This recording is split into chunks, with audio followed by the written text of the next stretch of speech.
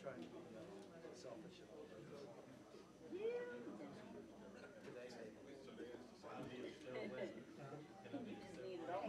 I'm just trying to answer. Eddie. Jason will look out for the lights. Right here where the lights are.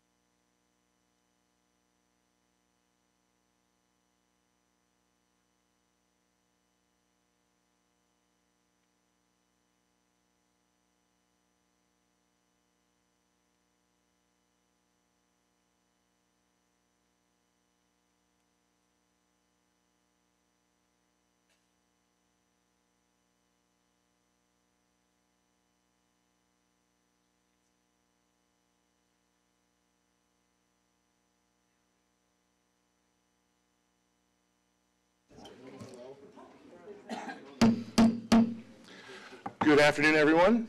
It is my honor to call to order the February 21st, 2 p.m. session of the Goochland County Board of Supervisors. We will begin our session with an invocation by our own Lisa Biskiewicz and the Pledge of Allegiance led by Vice Chair Vaughters. Please rise if you're able. Heavenly Father, we thank you for this time to gather today. Lord, you say where two or more are gathered, you are there. So we know you are here today in this place. As we prepare for the business at hand, we thank you for your guidance as the county administrator and team have worked diligently to prepare a budget that meets the purpose and plan for the betterment and growth of our Goochland County. Lord, we pray especially for the Creasy family today. We are reminded at difficult times that breath of life is golden, and we thank you for keeping the Creasy family safe from harm and to all of our public safety responders. I ask that you would rest your hand upon all here today. Guide, direct, and protect us. In your name we pray. Amen.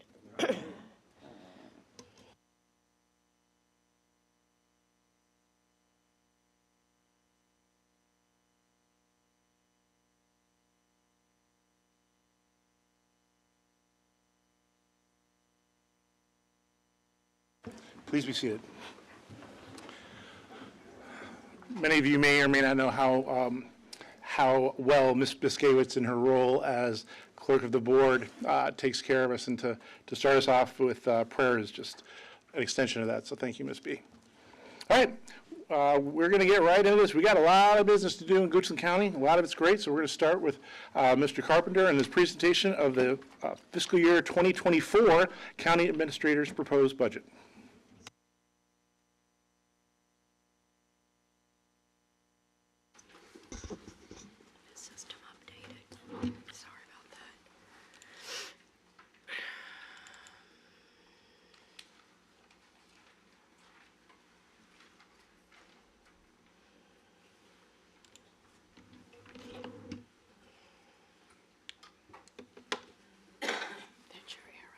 Okay. Good afternoon, Mr. Chairman, members of the board, staff, citizens of Goochland County. Today I have the honor and the privilege of presenting to you the county administrator's recommended budget. I would tell everybody at home and all citizens that this budget is currently posted online. It is on the Goochland County website, www.goochlandva.us, so you can find all the details and this presentation that I'll be going over today as well. I want to start by going over the process itself. And the process for a budget is an ongoing year-round process. We start by listening to our citizens, listening to our board, listening to our stakeholders. We actually began the formal process of this budget in October of 2022, and from November through January, we met with all county departments, We met with our constitutional officers. We met with our schools. We had work sessions with schools, county departments. We discussed our CIP projects in detail. We'll be having another work session with this board on the CIP in March. And we met with the board members individually to understand their priorities and goals as well, because when all said and done, a budget is a tool. It is a tool to create change, and the change is the change of the Board of Supervisors is elected by the citizens to implement. So this board is a tool. I'm sorry, this budget is a tool. I'm not calling y'all tools.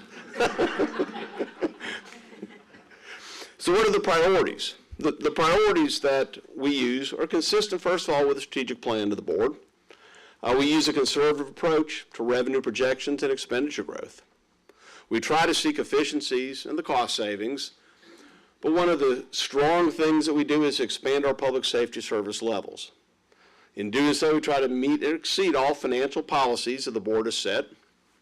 One of our goals is to be competitive in our employee compensation and to support our operations through expanded positions when possible, and to make sure that our utility is self-sustaining and not an additional drain on our citizens and taxpayers. So what are some of the long-term impacts we looked at in building this budget? Well, clearly the impact of inflation. That's not a story to anybody anymore, how inflation has hit us. The potential for recession. It's coming. Everybody who has any ability to have input into it is assuring us it's coming. So we've tried to keep that in front of us.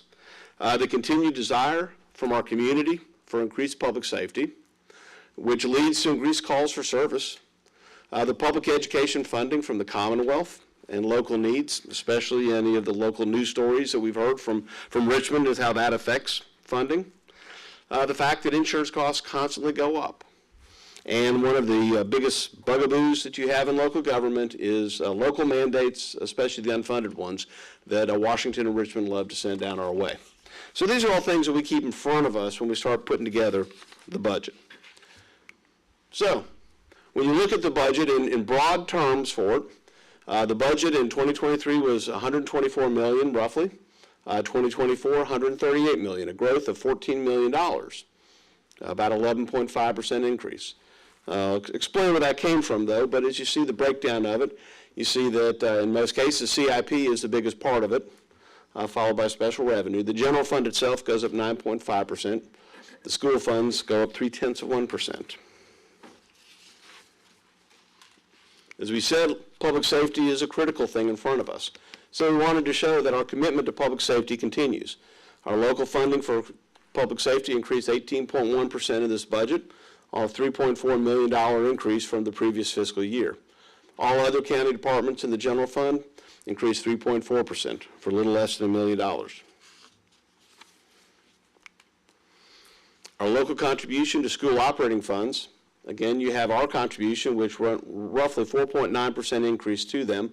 That was somewhat offset by other school revenues for a total increase to their budget of 0.3%. They will be presenting their budget at a later date, so I'm not here to present the school district's budget to you, but it does impact ours, and so I've included a few slides in here that does reflect or show their budget. The total assessed real estate. Well, that's kind of the basis for our taxing ability is our real estate.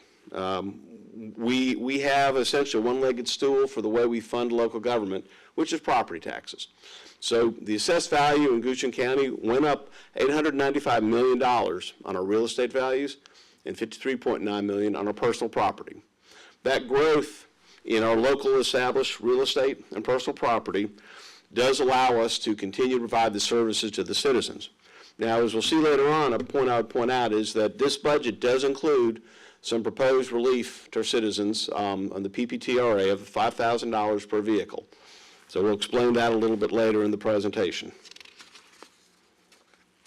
So when you look at the entire budget for the revenue, $138 million of it, 50% of it comes from property taxes. The rest is divided among other local taxes, state funds, federal aid, charges that we charge to citizens for services, money from debt, and everything else is kind of mixed in there for a total of $138.8 million.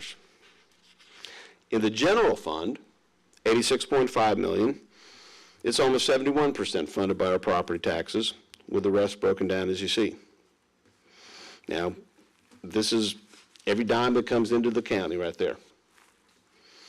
When you look at the schools and pull them out, of the $40.7 million, roughly 66% or 26.8 comes from the county. The rest is the federal, state non-categorical, and a few other sources. So Goochland County pays the lion's share of our school operating expenses. So we break down the revenues that are proposed for the general fund. You see the main categories again broken down in those areas. I won't go by line item, you can see them. But again, it shows an increase from 23 to 24 of about $7.7 million or 9.7% increase in the revenues coming into the county. So where does it go? As we look again at the total funds budget of $138 million, there's 4 categories that take up the lion's share of where the money goes. The largest category by far is going to be education, almost 30%, followed by our capital improvements of 18%, public safety of 8 to 16%, and our utilities department. Those categories alone account for over 70% of the total budget of Goochland County.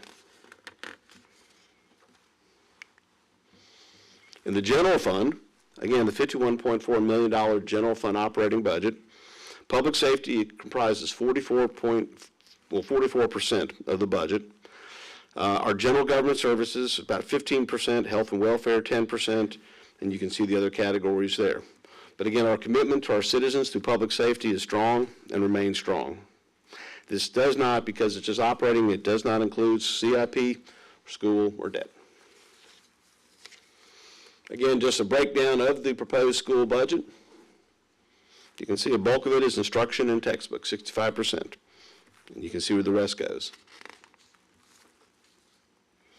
So now let's look a little deeper into the county's budget itself that we're presenting today. The first thing I want to point out to you is that you will notice when we get into departments that some of the budgets look like they jump a good bit from last year. And the reason for that was the benchmark study that Goochland County entered into in last fiscal year's budget. That study made the effort to determine where our salaries and compensation should be. So the benchmark study, this budget implements those changes. So last year's budget authorized it, this year's budget implements it. So we pulled out to show you where the actual money went, breakdown of $753,000 that was spread through various departments in order to bring current salaries, current employees up to a competitive level with our regional peers.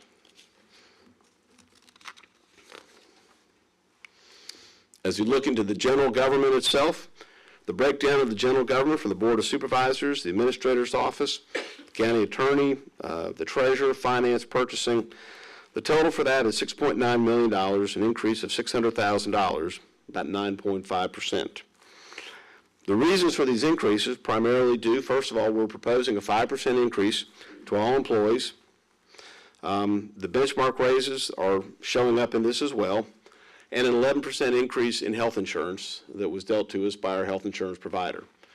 So the increase in our budget in general government is driven almost totally by employees, the need to compensate them and to maintain the level where they are currently. When you get into our judicial services, about $2.6 million, about a 15% increase for them. Again, the 5% increase, the benchmark raises were not included last year, and the health insurance rate as well. Now, General District Court does not have employees, as you can see. So their increase is mostly due to contracted services. Sheriff's Court employees receive an additional 2%, in addition to 5% that all other county employees are getting. I'll talk about that in a second. So as we move into public safety shows us with a budget proposed of $22.7 million, an increase of 18.1%. What is driving this, again, is the 5% all employees are getting, but we're also putting in order to maintain the competitive position of our Sheriff's Department with other regional peers, an additional 2% for public safety employees at the Sheriff's Office, Fire Rescue. You would also, though, notice that emergency communications are receiving, instead of 2%, 8% additional pay raise. Our public safety telecommunicators are probably one of the most stressful, if not the most stressful, public safety job we have. Every first responder starts with them. They are the true first responders. And what we've discovered is our well-trained and competent employees are desired by other communities. So we want to keep them ourselves. So we propose an increase for their salaries in order to make it competitive and to give them a reason not to have to consider going to adjacent counties if they're given that opportunity. The county's general services budget, again, you'll see that grounds has got an increase of 35% in contracted services. And what that reflects is recycling, oil filters, antifreeze, Category 1 material that's pulled off from the sites, freon removal. Plus we had to seal the driveway at the Western Convenience Center, and an overall increase in just services that we're providing at these convenience centers, plus brush mulching, $37,500 increase just in that. Those of you who had to take anything from the ice storm or the tornadoes know that that was a service that was greatly appreciated by our citizens, but it costs more in order to provide that service to our citizens. As we look at our health and welfare, health and human services total, again, an increase of about 11.3%. But these include money contributions to Feed More, Gooch and Casa, J. Sarge Reynolds College, Senior Connections, and Senior Navigators. The DSS increase primarily is due to increase in salary and normal benefits. The benchmark raises were not included in there. Now, tax relief for the elderly and veterans receiving an additional $100,000 due just the trend of the actual relief in prior years. So this is money we've actually been spending in prior years for tax relief for our elderly citizens and our veterans. So total increase in their budgets of $521,000.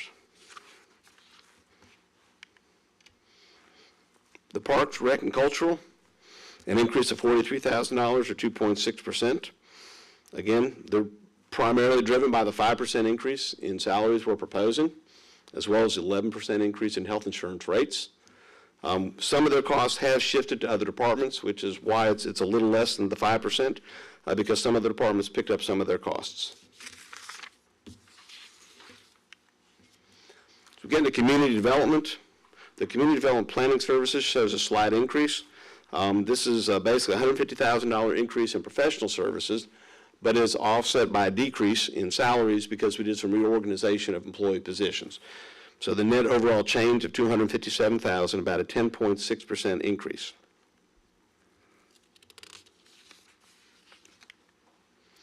So moving to our utilities, I want to point out some things to you. Utilities expenses do show a decrease this year, in great part through CIP, through some reorganization of their CIP projects and plans. That's resulted in a decrease there for them, as well as you would see that their CIP expenses due to no additional projects starting this year. I would point out to you that their increases, again, do reflect on the revenue side the need to be self-sufficient. So there is a water increase of 3%, sewer increase of 4%, and a connection fee increase of 5.5%. This is part of the ongoing rate study that was implemented several years ago to make sure that we don't fall behind in our ability to maintain the services and to pay for the services that we receive. So then as we look into the capital improvement plan, again, there will be a work session with the board in March on this. The total 25-year plan, though, is a $600 million plan. This is ambitious by any condition, by any standard. Very few counties in this state or any state have a 25-year plan. So this is something that we should be proud of and be commended for making this effort. This is a plan that is reviewed by staff annually, updated. The board reviews it, and the community has input into it as well. The lion's share of it, as you see, goes to education. 65% of it are for schools, school improvements, school repairs. Fire and rescue, 18%. Sheriff, 6%. So the lion's share of our CIP plan goes to serving our public safety, our children. That's where the bulk of our money goes for our CIP plan.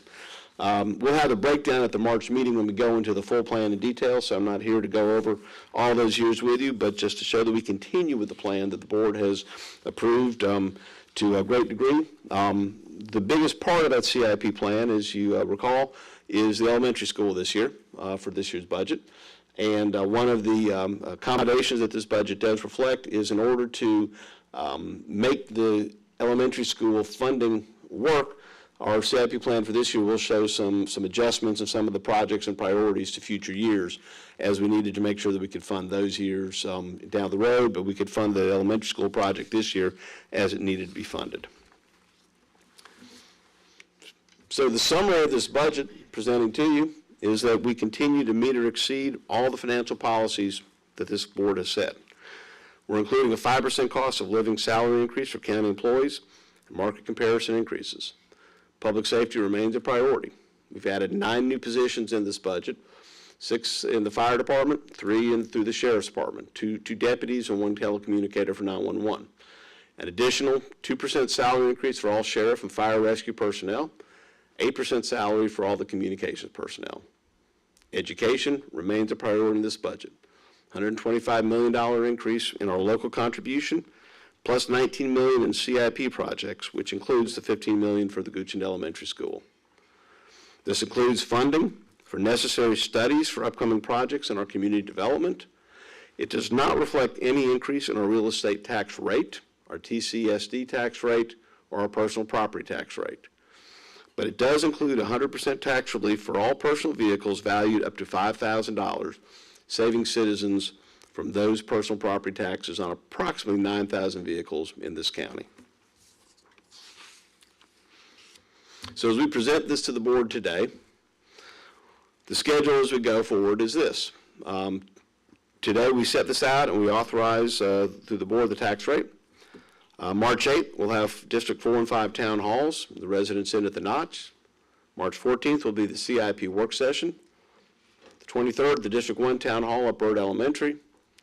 March 30th, the District 2 and 3 at the Central Educational and Cultural Center. April 4th, we'll have the tax rate public hearing, the ad valorem tax rate for TCSD, and budget and related items public hearing with an adoption on April 18th. One of the things that I do want to stress to the board as we present this budget is that budgets are always a work in progress until they're finally approved. We don't know what's going to come out of Richmond. We don't know what's going to hit us in the next 2 months. So this budget as presented is something that we will listen and still be able to adjust as needed as we go forward. That's the beauty of a budget, is it's a tool. It's something that you can use to accomplish what you're trying to do. So as we go forward in the next weeks and months, this budget may change a little. If we discover additional information we don't know, then we incorporate that and include that as well. So having said that, are there any questions the board has of me at the moment? Well, first, thank you, Mr. Carpenter, for you, your staff, and to our partners, our other constitutional officers and their staff for putting this together. Very much appreciated. Any questions?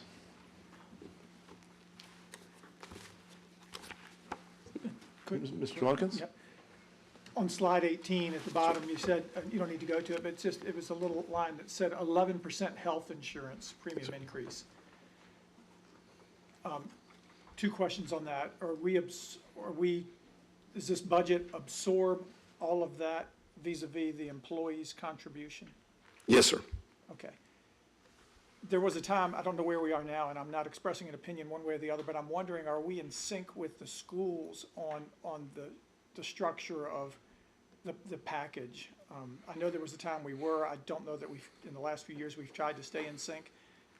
Again, I'm not expressing an opinion on it. I'm just trying to figure out, or just trying to know where we are in terms of the structure of our health insurance benefits package. Dr. Redley and I have had several conversations about the budget, as you'd imagine, and that's part of the conversations, and a desire to maybe look at going forward what we do as both organizations for our insurance to see if we are where we need to be. When you add both school and county employees together, you have a much different pool to pull from than you do. So there's an interest on both of our parts to actually work to see that we are doing the best we can with our health insurance.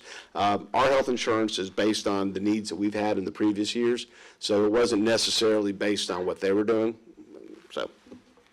So our increases have been great in the past few years. We've always been concerned that we're going to get some kind of really difficult increase. We've always dodged it. It looks like this year is finally catching up with us. is that 11% number a final number? No, sir, it's not. And in the final budget, getting indication now that it may come down a little bit. Okay. So that 11% may end up being more in the 9% range. When do our insurance company and our advisors give us a final number? They've given us some preliminary numbers in the last week or so that it looks like it may be dropping. So that'll give us, like, as I said, we've got the ability to adjust this budget going forward. So if that drops a little bit, then we would have the ability to adjust this budget prior to any votes by the board. Okay, thank you, Mr. Chairman. Can I ask a follow-up real quick? Because I think I heard two different things, and I'm not sure which I heard. So the 11% increase, Mr. Lunkins asked if the county was covering it, you said yes, and then you said through employee contributions. So does that mean the employees' benefit is going up 11%, or the county is pitching in to cover those costs? The county's paying There's those no up, right. increase to the... Yes, sir. No increase in employees. Great, thank you. Yes, sir. And that's across all plans, whether the top, middle, or the HSA? Yes, sir. Okay, thanks. Mr. Peterson? Yeah, Mr. Carpenter, thank you for that presentation. Obviously, there's an awful lot of work that went into this, not only on your part, but everybody else in the county. It's a team event, and so thank you for all that work. And very good presentation, I appreciate that. A couple of questions real quick. On the PPTA, you mentioned 100% through the first 5,000.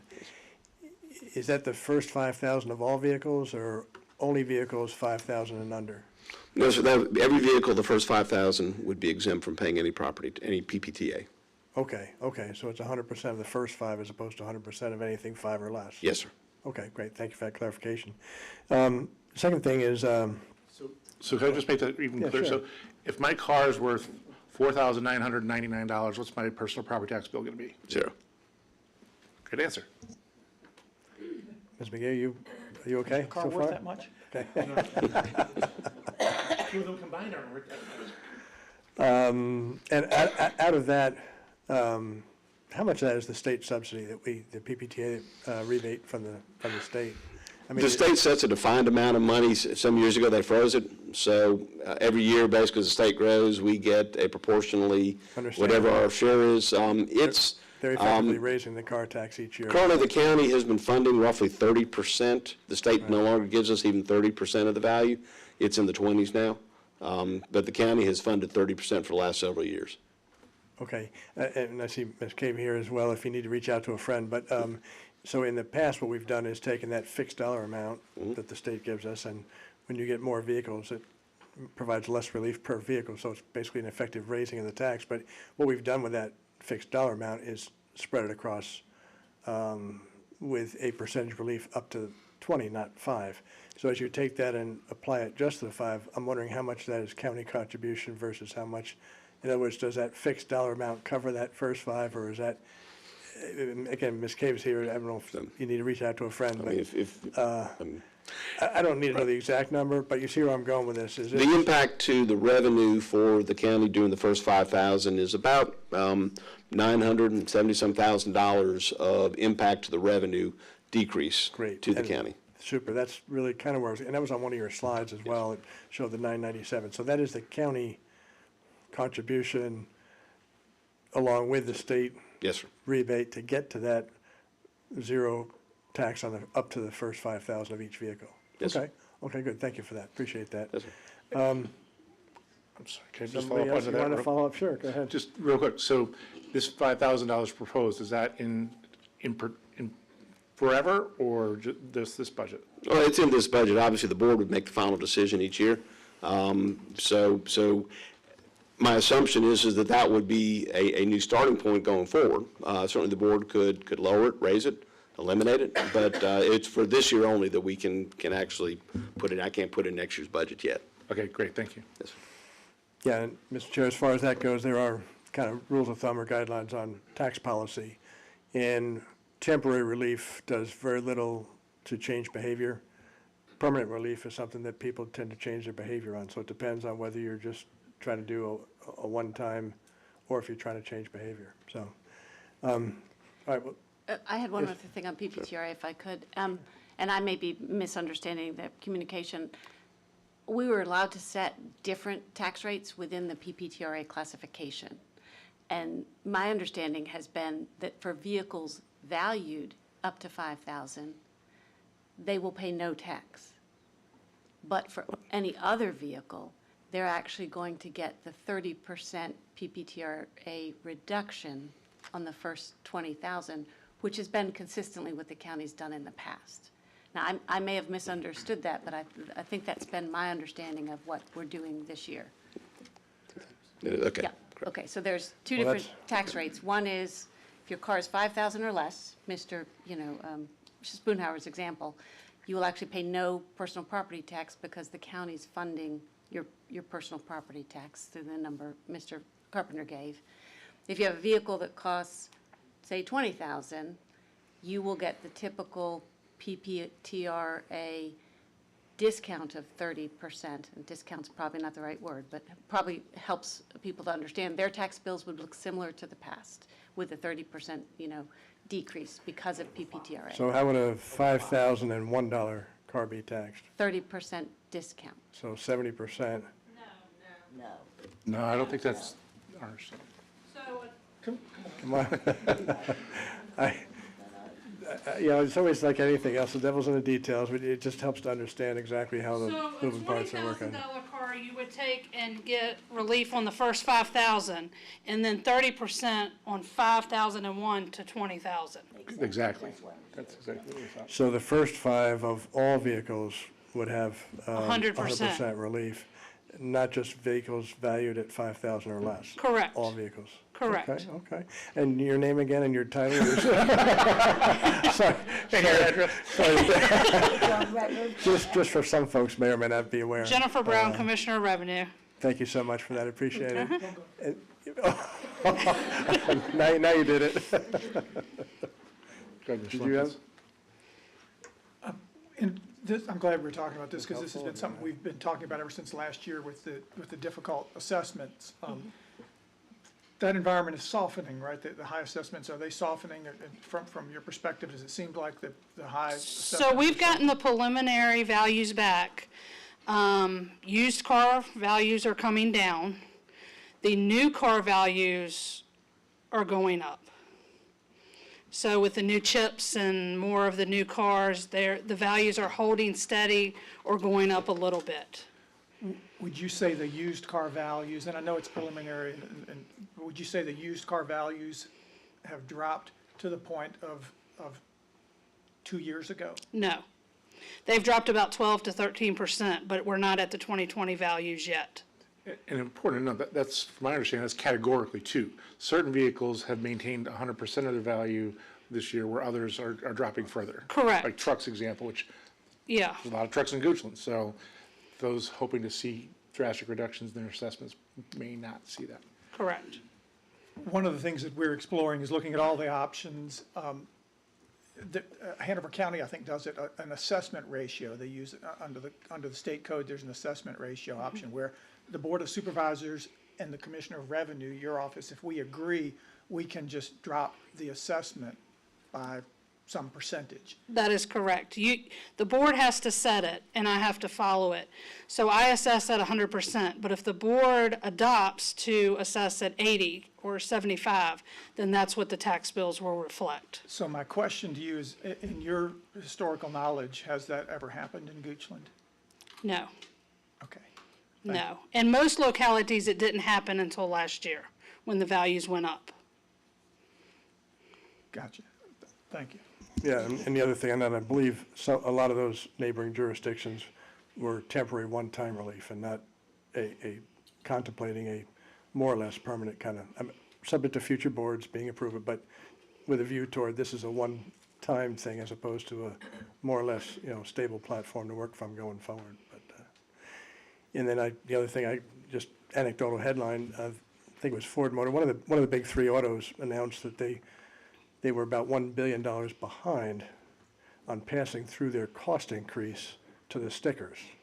And that they eventually, over time, they were going to try and catch that up, obviously. So the pressure on new vehicle stickers is going up. And of course, the shift to EVs. EVs are more expensive than ICEs, internal combustion. So we're seeing upward pressure on the new MSRPs, the new stickers. And I don't think that'll abate anytime soon, but there will be some normalization of the used vehicles, particularly the ones that are the older vehicles that'll settle back. So I think that's kind of,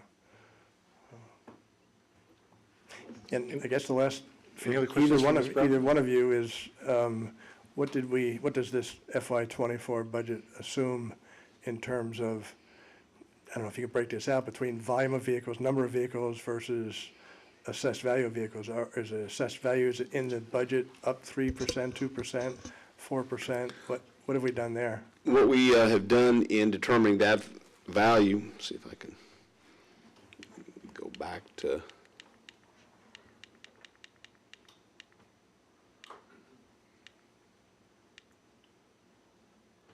okay, so as we look at the revenue for, that's general, okay, that's, well, basically, 24% decrease in existing values for vehicles is a figure that we use in coming up with the starting point for our PPT, for personal property tax rate. But then we added in the new vehicles that had been added into the county from there as well. So when we ended up with a growth in that line item, even with a 24% reduction in assessed values of existing vehicles because of the volume of new vehicles or additional vehicles brought into the county. But we did reflect a decrease in values in predicting the budget for this coming year. So the budget assumes a 24% decline in the assessed value of existing vehicle base? Yes, sir, but that would not include trailers, RVs, things like that, as well as new vehicles coming in. But yes, sir, that was the figure we used. And where are we getting that assumption from? Is that an outside third-party firm? Is that us internal? I think you got a lifeline coming here again. I mean, that prognosis, I understand crystal balls are pretty foggy on this, and nobody really knows since this budget doesn't even start for another 4 or 5 months and then goes for 12 months after that. But So the preliminary values that we ran, the average going down was 24%. So some went up, some came way down, but the average is 24% I'm sorry. for January 1st of 23 values. So the assessment that was just done, Well, that we're working on now. that we're working on now, that Yes. assessment? And then how often do you assess vehicles in Goodson? We assess them as of January 1st for Each year? Yes. So whatever values we have now, they won't be revisited for another year. Till January 1st of 24. So if next month or the month after prices drift lower, that's not going to be reflected in our tax receipts, No. okay? That, again, devil's in the details, just trying to understand. you're So fine. the assumption is a 24% decline, and we get that from the Taking the actual average of what went up, went down, that's the average, went down about 24% of January but 1st of 2023. 23. Now, this is the FY '24 budget. Right. And J.D. Power is stating now, again, they're looking into a crystal ball. Understand. That values are going to continue to go down. So that they will be around 2020 values in 2024. Wow, okay, okay, But again, they're taking a guess. right, okay. Did you want to follow? Yeah, and stay on the line, because I'm getting ready to go into the deep end here and ask a question about average. But when you say average to 24%, is that average of our book of vehicles, or is that just average across the board? That is average of the file that I sent, the first file I sent in January, which is not everybody's vehicle. It's not new vehicles that have come in, because we get downloads every week. And so we have vehicles going out and in every week, So so, that's just taking the assessed value and looking at the number. On average, they went down 24%. Correct. That has nothing to do with the spread that weights them, that talks about, that. In other words, that 24% decline does not necessarily at all equal a 24% decline. Correct. In tax revenues. correct. No, in fact, that's why we're actually showing an increase in the overall revenue collection in PPR-TRA, because other categories do go up. So our used car values decrease as we project 24%, but other of new cars being added to it go up, so the actual revenue still increases for next year. Understood. So But that's interesting. Would it be I mean, do you have the data that would tell you, okay, we know the assessment declines by 24%, but what is that, if you're using the data of our vehicles, that You should want tell tax us- versus tax? Why not? Yeah, I can run that and get that too. But I mean, wouldn't that be more relevant to Mm-hmm. the budget? Well, it is, as long as the tax rate stays the same. So, which is in the proposed budget to stay the same. As long as the 30% stays and the tax rate stays the same, then yes, we can run that. I think that would be a more meaningful number Yeah. for budget purposes. And I'd really be curious how far apart it is from the 24% decline. Yeah, I mean, there's several moving parts here. One is the percent decline, 24, 23, 22, who knows? But there's that 24%, that's one. The number of vehicles coming into the county with these new reef is a second. A third is in the turnover, turning in a used car to get a new car, the new car sticker prices Or tend to higher. be drifting higher. So there's a lot of moving parts here, and we're not gonna be able to nail this down with a degree of specificity, but I'm just asking these questions about the underlying assumptions, so we can kind of think through, are they conservative, are they aggressive? And they're obviously subject to change. If we get halfway through the budget year and things are trending much differently than we thought, we can always make adjustments, but going in, we have to find some reasonableness based on some thought-through process that says this is our best Right. guess. And so your comments on And that are very helpful. another thing to, when y'all are thinking about it, is the PPTRA up to 5,000, that's only vehicles that qualify for the PPTRA. So you're not talking about business vehicles, you're not talking about all vehicles. So it's personal vehicles. So no boats, airplanes? No that kind of boats, stuff. no airplanes, no business equipment. Okay, that's helpful to know as well. So, This is very helpful, so thank you. The 30, the drop for the 5,000, that's also on the personal, the tax relief that's in the proposed budget, off 5,000, that's totally on personal. On vehicles, as vehicles well. only. Yes, for personal vehicles. only, Yes, not, sir. not business and. Correct. Okay. So it's about 9,000 vehicles that Okay. that'll be affected by that. Thank you. And just to circle back on Mr. Lumpkin's comment about, what method are we using to adjust the tax revenues from this source? There's 3 or 4 different methods we could use, one being the assessed value, which we have left at 100% generally. One is to do a permanent versus a temporary change, and I think I would argue in favor of whatever we do, to do it with a view toward not just changing it again next year each time you do this, although future boards can do what they want, but the idea would be that it would be generally understood to be more or less a permanent rather than temporary. We could change the rate, which we have changed in the past. We've lowered that from 4% down to, I think, 3.75, so we could change the rate as well. The other is a cutoff level. We're talking about, tax-free up to a level of 5,000, but, that level is another way to approach this. And another one is the rebate. We talked about 30% of the first 20. That could be 25, it could be 35, so we could adjust the percentage. So there's several different methods to try and accomplish what we're generally trying to do, which is we got an awful lot of phone calls last year about the, I don't know if you guys got the same phone calls I did, but there's an awful lot of phone calls about this particular subject.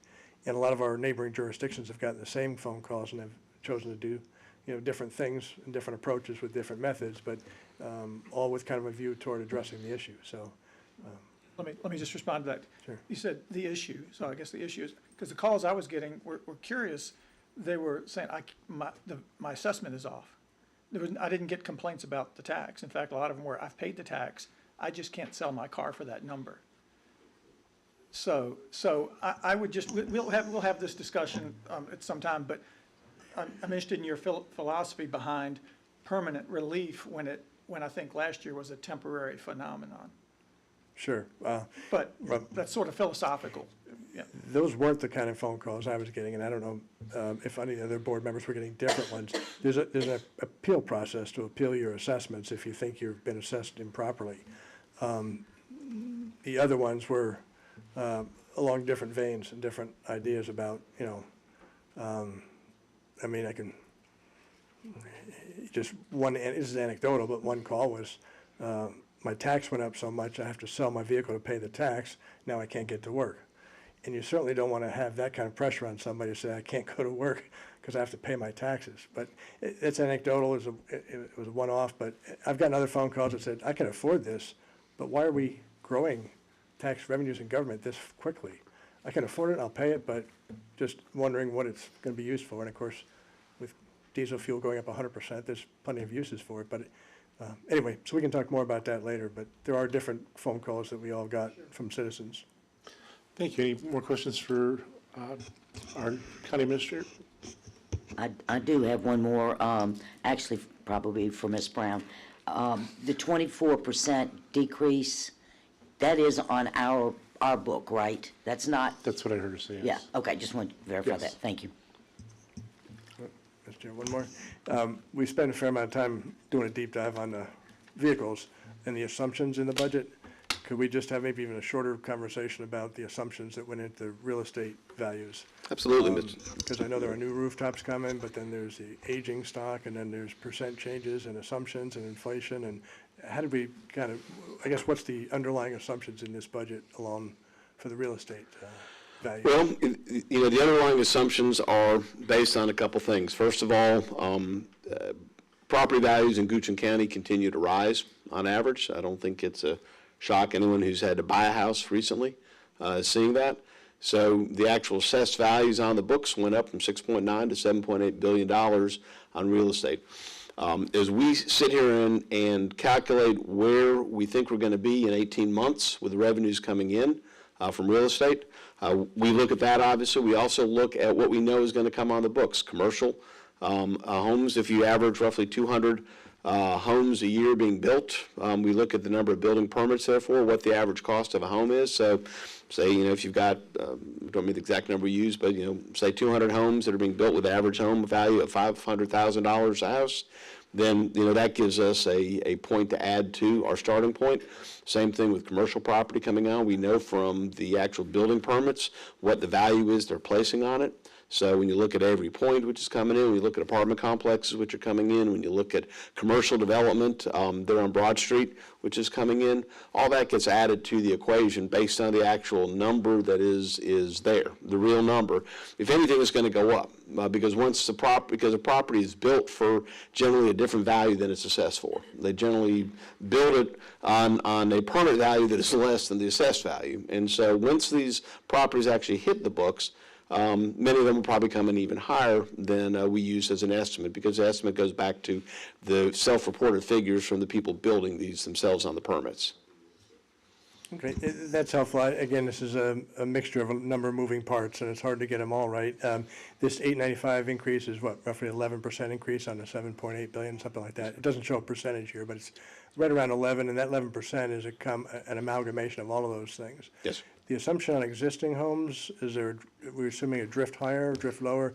I know there's more rooftops, so you have another new stock coming in, and then you have the price of the new versus the price of the existing. So there's a number of moving parts, but what did we assume about, the average existing home? Is it? Yeah, basically using, first of all, looking at what the realtors, the Association of Realtors provides to us information like that on what average values of houses are looking like. Are they going up or going down? In Goochland, again, they're not going down. So using kind of a flat rate of it, what it is now. Generally, when we use any kind of a percent increase and looking at where we estimate going, we either use flat, no increases, or 1 to 2% increases in most of these values, unless we knew, like with PPTA, that it was dropping 24%, then we put that kind of figure in the real numbers. But for growth, we generally use very low rates of growth, which are lower than history has shown us, recent and established history, and also where the forecasts are showing is going to happen in this area as well. Okay, that's kind of the answer I was looking for, which is very modest growth going forward. It's served us well in the past, and I think you'd characterize that as either reasonable or slightly conservative, given the uncertainties going forward. And so that's the answer I was looking for, is what the underlying assumption is on this budget. So thank you for that. Sure. Thank you. Okay, one final comment, and then we'll move to the sheriff. One of the things that you stated it, and it shouldn't be understated. I think somebody said it up here. When our costs on everything have gone up, which what does that mean? Well, you just keep growing the government to those costs. If I looked at your numbers correctly, our general fund increase was 3.4% on the administration side, and schools was only 0.3. So that's telling me, and you have inflation numbers that are in the 6-8% year over year. So you would expect our general funds increase to go up. but the way you reorganize the staff, the way that you're cutting down on costs, looking at more efficient ways to do things, we are below the inflation rate. So thank you and your team and the schools and their teams for that. Thank you, sir. All right, thank you, Mr. Carpenter. Thank you. All right, next up we have, did you guys flip a coin to see who's going first? Is it? Sharon. Sheriff. All right, Sheriff Creasy to give your presentation, and then we'll have Chief Ferguson.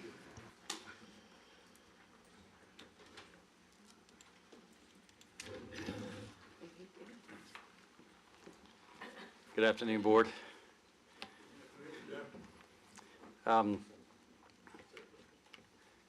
Whoops, had to figure out how to use this thing again. All right, thank you for having me this afternoon. Really do appreciate the opportunity to go over the budget for this coming up FY year. I appreciate your time.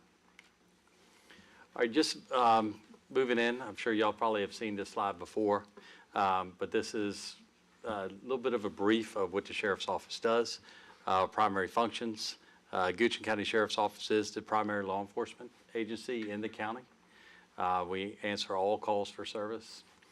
We do have the state police that assist out on the interstate, and every now and then a call inside the county, but is few and far between. We handle the Goochland 911 communications. We handle all civil process, except if it's coming from a private server.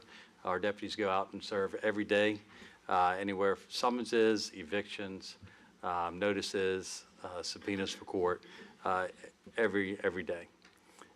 We have court security, which involves transports to and from different jails. We actually had 2 deputies down in Newport News today picking up someone for court. So they actually travel all over the state. They go to Bristol one day, which is a good ride back and forth when we have to go pick somebody up, bring them to court, and then bring them back to there. Our main jail is Henrico Regional Jail, where we house our main prisoners. The Sheriff's Office, our daily operations is driven by our mission, vision, and values, which we adopted in January 2020. And then we have 4 main goals that drive our work and for being able to fulfill the mission. And here are the goals. I'm going to point out just a couple to you, but one is recruit and retain highly qualified professionals committed to our community. I think that is very important, as in going out and recruiting the right people and having a highly qualified person. I'd much rather have quality over quantity any day. Moving on to the budget, this is the Sheriff's Office budget. As you know, we have several different budget areas, but this is Sheriff's Office budget. When last year, we asked for 6 deputies, part-time deputy, dispatcher, and a part-time administrative assistant. Thanks to the board, all of this was approved. This year, we're asking for 2 additional deputies, 1 full-time dispatcher, and a part-time non-sworn community officer. And then you see the request for 2025, which we'll dive in next year. Going into court-related, and you're going to see later on in the slides reasons for increases and things like that. But this is the Sheriff's Court-related budget where you see the increases there. So just a few reasons for our increase, as Mr. Carpenter said, 2% for sworn for a start and pay increase, which will keep us in a competitive range for our friends to the east, even though that they are going to blow that 2% out of the water from what I'm hearing. I just found this out just on Saturday that they're going to be going up with their start and pay increase quite substantially. We have in the budget is a career development, which is going to be outstanding for our guys, and that's guys and gals, so we can retain everyone that we recruit. So that's a opportunity where they can actually put a little bit more change in the pocket, so they can have to spend on families and not worrying about bills and stuff while they're out there on the road. Also, for a reason for the increase is we're moving a training line. You'll see some of that increase, but we're moving a training budget line from corrections, detention, and training, we're moving it all into the sheriff's budget under that line. So it's like $43,000 that we're just combining from it. Then also with it, with this budget, if it's approved, we will be able to keep SROs in every single school in Goochland County. We're hoping to have our last school filled, Goochland Elementary, with Deputy Carter, where he's going to be the full-time SRO there, and we're hoping to have that shortly after spring break, that he's going to be stepping into that role. So we're really excited about having an SRO in every school in Goochland County. Also repairs and maintenance, is just going up, and the more vehicles we have, the more repairs and maintenance we're going to have. Also mandatory training that we have. And then fuel costs, just like everyone else, is paying more money for the fuel. We have to pay it too. And then we have body cameras, as you know, but we have 4 cars right now that had dash cams and cage cams. We have 4 going into 4 more cars, so we'll have a total of 8. And with this budget, so we can put more of the dash cams and cage cams into a car. 100% believe in cameras, without a doubt. Body cameras, dash cams, cage cameras. One incident, could save the county, save the sheriff's office millions of dollars because of a camera.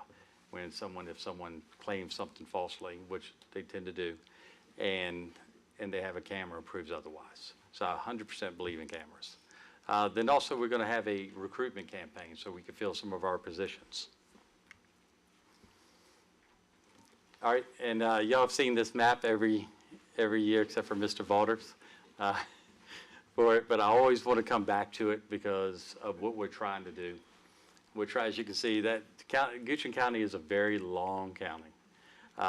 So we have 6 different beats, sectors, whatever you may call it, where we want to have a deputy in every single sector. Then once we have a deputy in those 6 sectors, then we need people who can fill in for them when they're in training, when they're sick, when they're on vacation, along with also having supervision, where you have a corporal and a sergeant working at the same time. We eventually are working to 6 deputies working the county on one shift, which will give us approximately 6 to 7 mandatory minimum staffing for the county. I have been told that if the new facility comes off of Ashland Road, by the chiefs and sheriffs who have that facility in their jurisdictions, they said, be prepared. You need to assign just one person extra 24/7 for that area. They say that is a call generator for law enforcement. So that's just something to keep in mind for future. And this is a big jump. And I'm not even referring to any of my notes. I'm going on memory. This is a big jump, as you can see, for our calls for service. Just over 10,000 calls for service for an increase, which means that for the deputies we have, it's 785 calls that each deputy has taken, which is quite a bit. Not just our deputies are out there, not just answering calls, but they're also in training. This is our number of hours for training in 2022, which I can tell you in law enforcement world, this is unbelievable with the amount of training that we do. 6,632. Last year was just over 4,000. That right there triples in 1 year what DCGS requires in 2. We believe in training. It's 100%. You fight how you train how you fight. But that is one thing which some of this money and positions we're able to, with more positions, we're actually able to go to more training because we have more of a bench that can fill in while the deputies and dispatchers are in training. So a little bit on why we train. When it comes down to it, our citizens, they expect the best, and frankly, they deserve the best. They deserve the best trained deputies and dispatchers for them. Y'all have seen this before. Y'all can read it yourselves. I'm not going to read it to you. Going into 911, emergency communications. As Mr. Carpenter mentioned before, an 8% competitive pay increase, which will get our starting pay for dispatch up to $44,190. I can tell you that's not the top. That's not where some of our our friends to the east are, but that is getting close to it. I truly believe that is a competitive pay.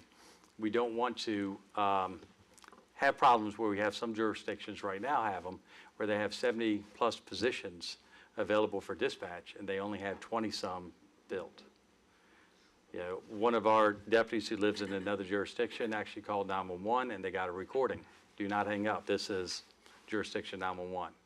So we will not accept that in Guthrie County for our citizens, I can tell you that. So this is a preventative step as well to keep who we have, the great dispatchers that we do have, and also recruit some good quality people to be the ones when you call 911, your family calls 911, to have that well-trained, good person in there answering the phone.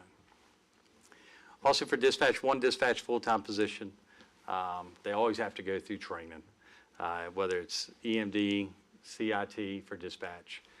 We're also going to upgrade the radio towers. We're going to have to, it's a yearly thing, we always have to replace headsets, chairs, because they're in chairs 24/7, all the normal replacements, and then also continue with the language line. Then this is what I spoke of earlier with the corrections, detention, and training, where we are moving some funds out of this line and just combining them with the sheriff line. I will say our adult space has not increased at all. I have a very good relationship with the sheriff in Henrico, and they're keeping it the same. Just our juvenile has increased just a little bit. As far as CIP, for our vehicle replacements for 8 vehicles for this CIP, we are, as long as prices of vehicles stay the same, we're hoping that, that we're going to be able to get 8. I will tell you this last year, CIP, we did not get 8. Our orders were canceled, just like every other sheriff's office was canceled. And when we reordered, the prices went up about $10,000, and then the equipment all went up as well. So we were only able to get 7 out of last year's CIP. That's why, as you see, the increase of 20%, and then the 5% each year, and we did that on a recommendation from one of our vendors, as in where they believe where it's going to be each time. Not just the vehicle we have to worry about, but all the equipment that goes into the vehicle with everything going on. So we looked into that quite a bit. We called other vendors, but our main one that we used, this was a suggestion from him that he's been, dead on, quite often. And so we wanted to go with the person who really knows about vehicle purchasing. All right, a few things that we're spending from the budget money, which are getting out of it, and citizens are getting out of it. These are just a few of our programs that I'm just going to highlight a couple of them. And one is the Citizens Academy, which starts Wednesday for the daytime class, and Thursday for the evening class. There are still a couple spots, I believe there's a couple spots, right, Deputy Robbins? That if anyone from the board is interested in taking it, please feel free to contact myself or Deputy Robbins. We would love to have any of y'all, anybody in this room, if you want to take the Citizens Academy and learn everything there is about the Sheriff's Office, please do so. We also are starting our chaplain program. We have 6 chaplains coming in on Friday, 6, maybe 7 coming in on Friday just for our first chaplain meeting. And then we're also rolling out a worship watch. Y'all have heard of Vacation Watch, Business Watch. Now we're rolling out a worship watch so we can keep an extra eye on the religious organizations and churches in our county.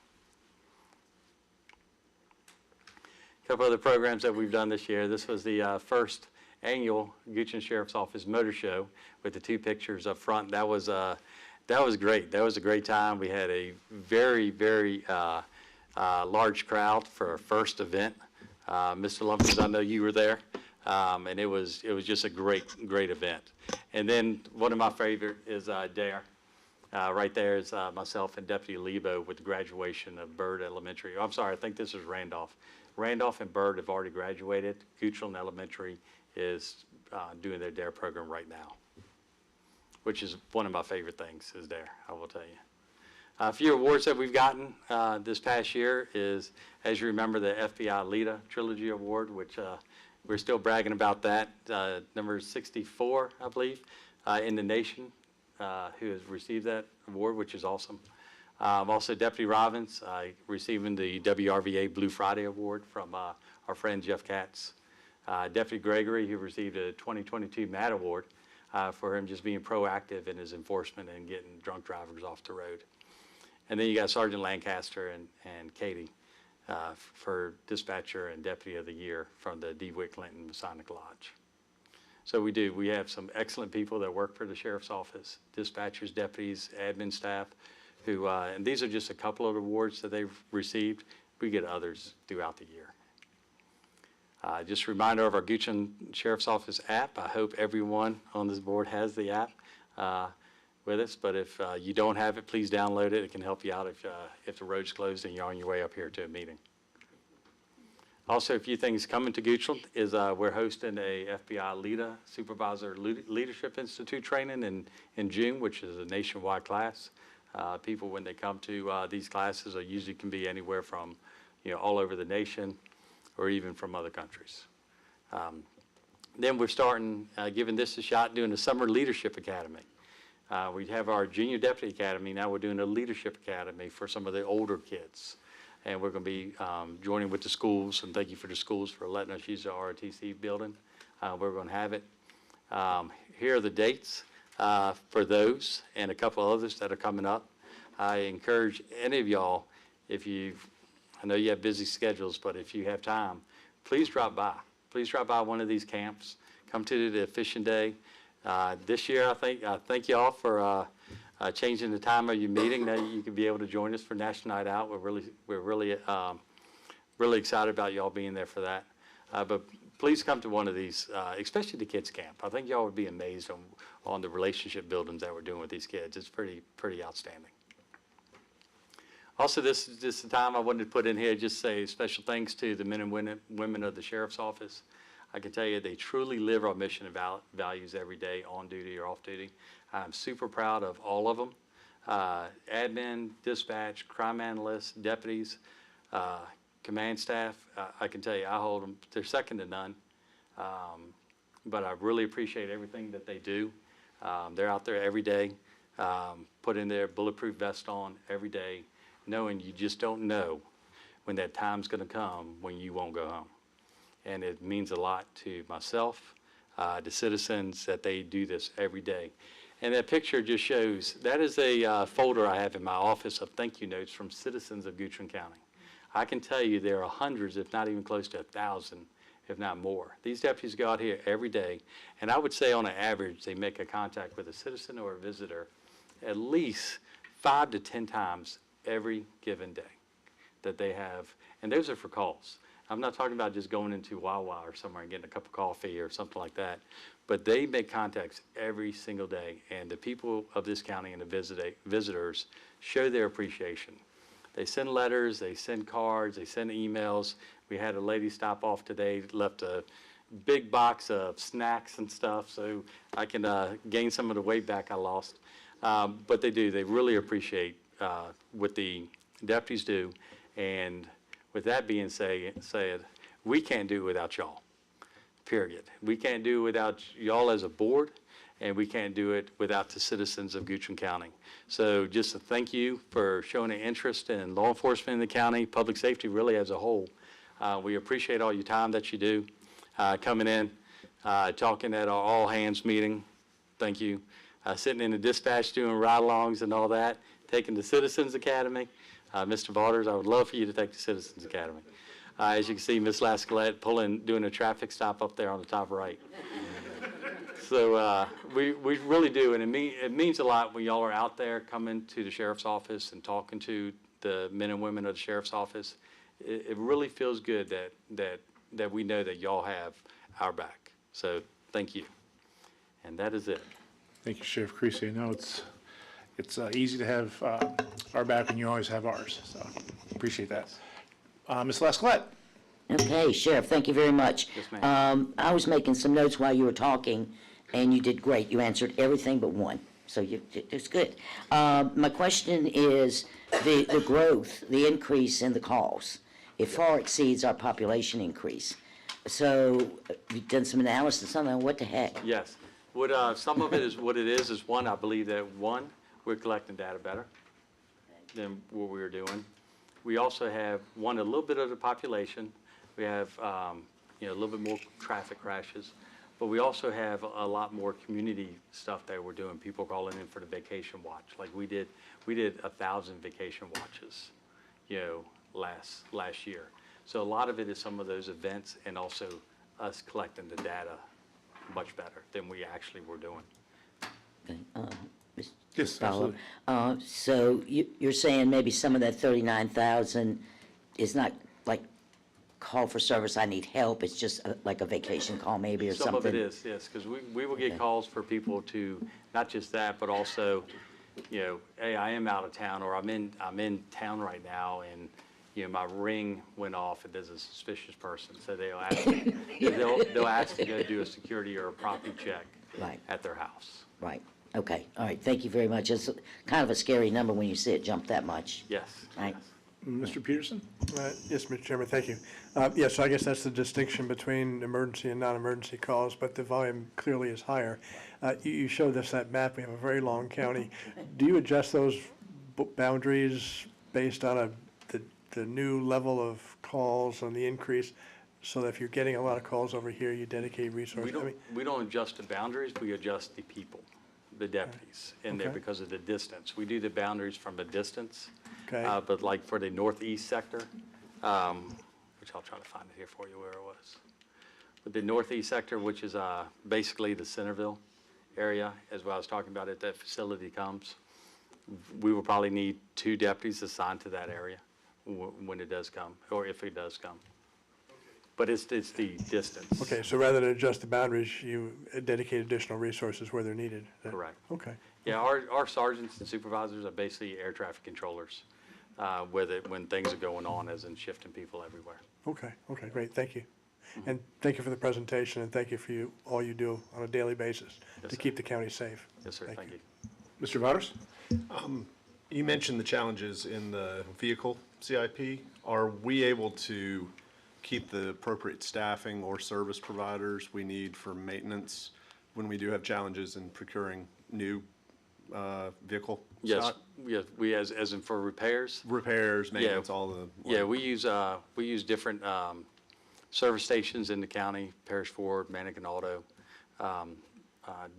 Duke's up in the West End, all of them. And when we're able to do that, we're able to pretty much get it in and get it out, fairly quickly. Not much of a wait time, unless it's something major.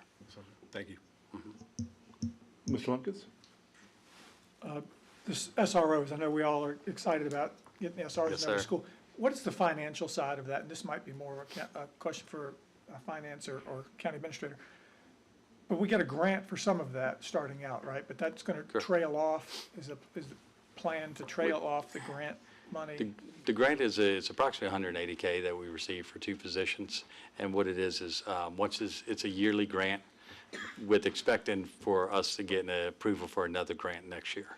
So we haven't applied for it, but it seems like we're going to get awarded another grant for next year with the increase, but right around the same amount. So roughly percentage of the cost for SROs is covered by the grant is, It's close to 100%. There's some incidental costs that we pick up, a couple $1,000 maybe, but okay, good. Yeah, thank you for the presentation. Thank you, sir. So just a quick follow-up on the vehicles. So Sheriff, you said 6 vehicles you weren't able to order. The funding for those, do they remain in the CIP? And then the additional cost, is that due to readjusting what you think the cost is going to be? No, under last year's CIP, we were able to order 7, supposed to have ordered 8.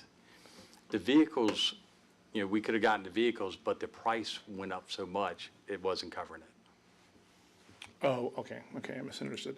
And then just an observation, and because the number of calls is big, and it looks like it's like a 24% increase in calls.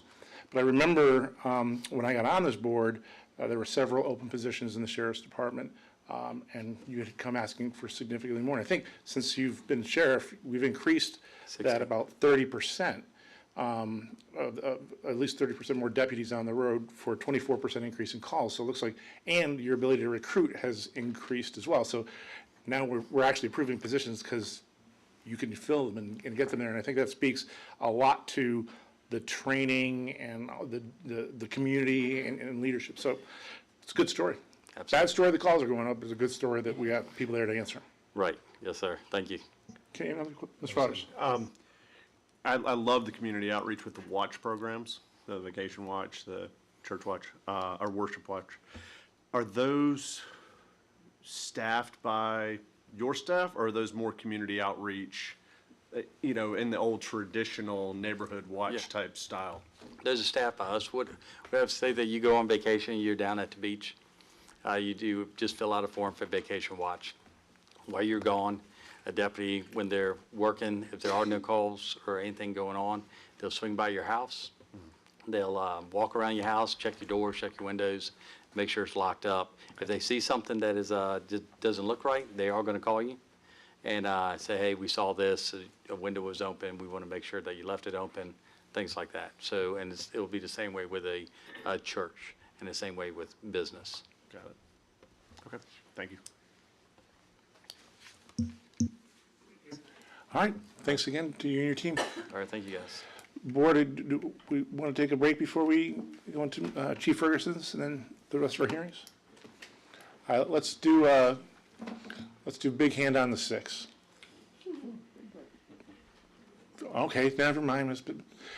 On the 5, big hand on the 5, 10 minutes. Gosh, I just want to work.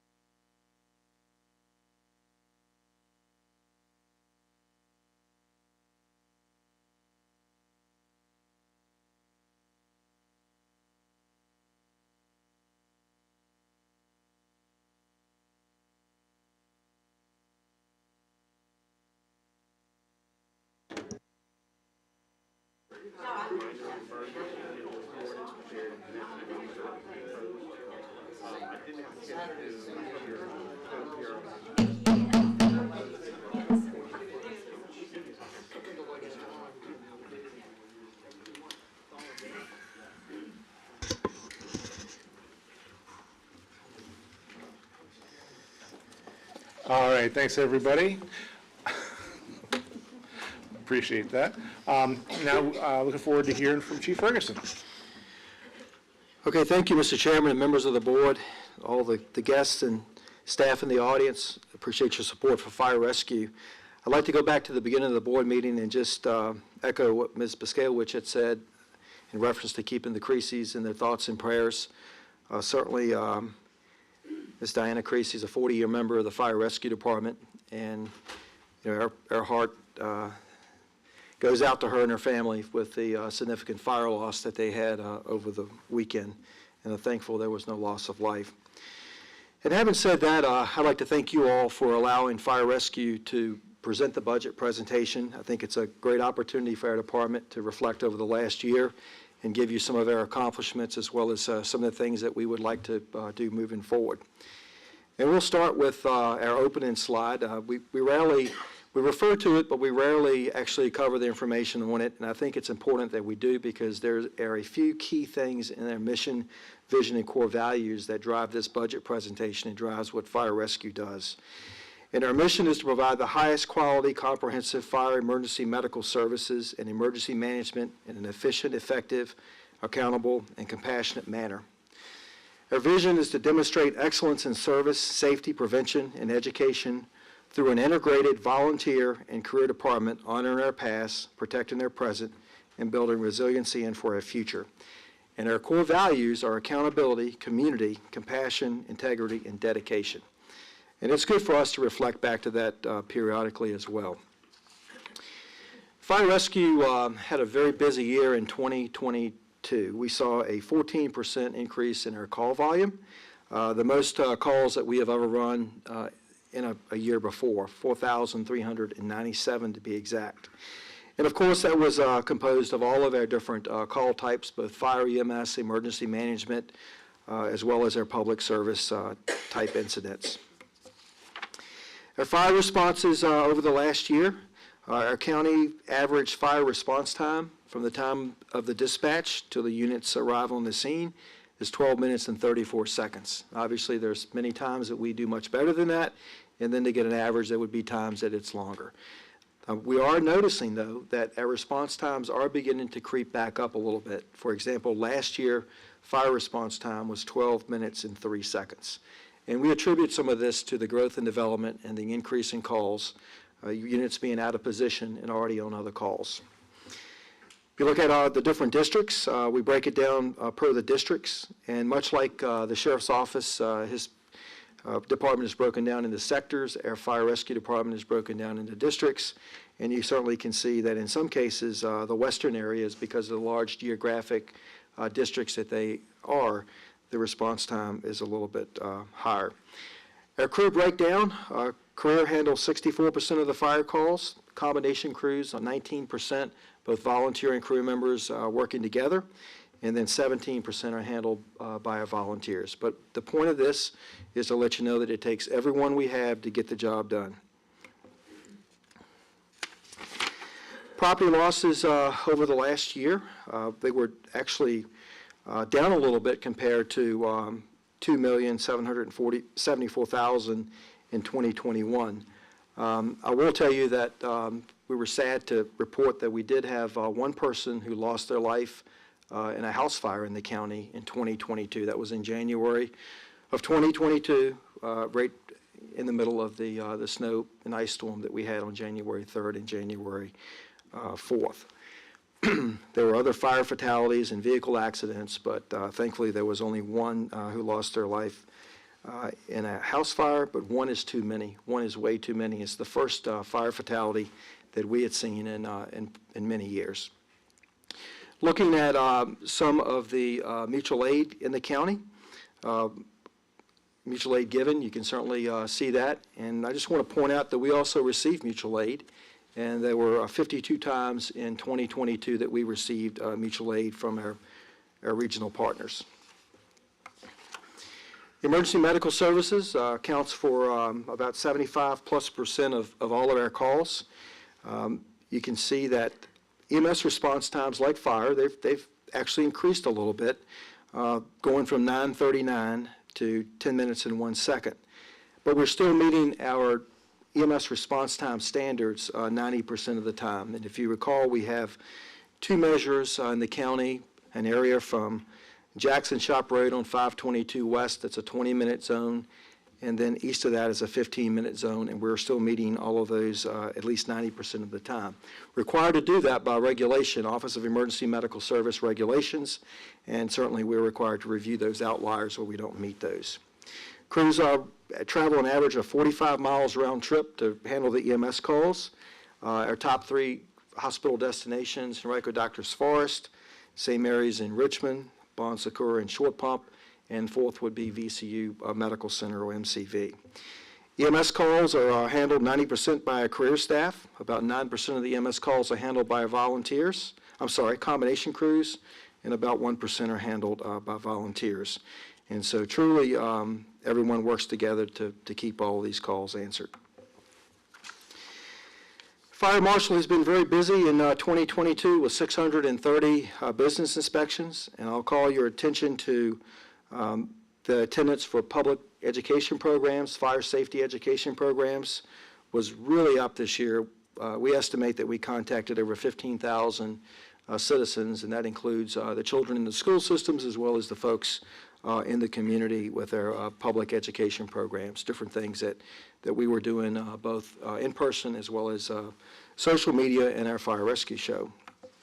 And speaking of our fire rescue show, we were able to present a fire rescue show in October the 8th at the high school. Special thanks to our Goochland County Public Schools for making the high school available to us. And we drew over 1,000 people that night. It was the first fire rescue show that we had actually had since 1989, over 30 years. And so we were really excited about this. It actually brought together all facets of our operation. We had over 104 members participating and over 1,000 people in attendance. And we'll certainly try to do this again this year. We have the date already scheduled for October the 14th. But this is a great community risk reduction and public outreach event that worked out very well. Emergency management is an area that we've made great strides of progress this year.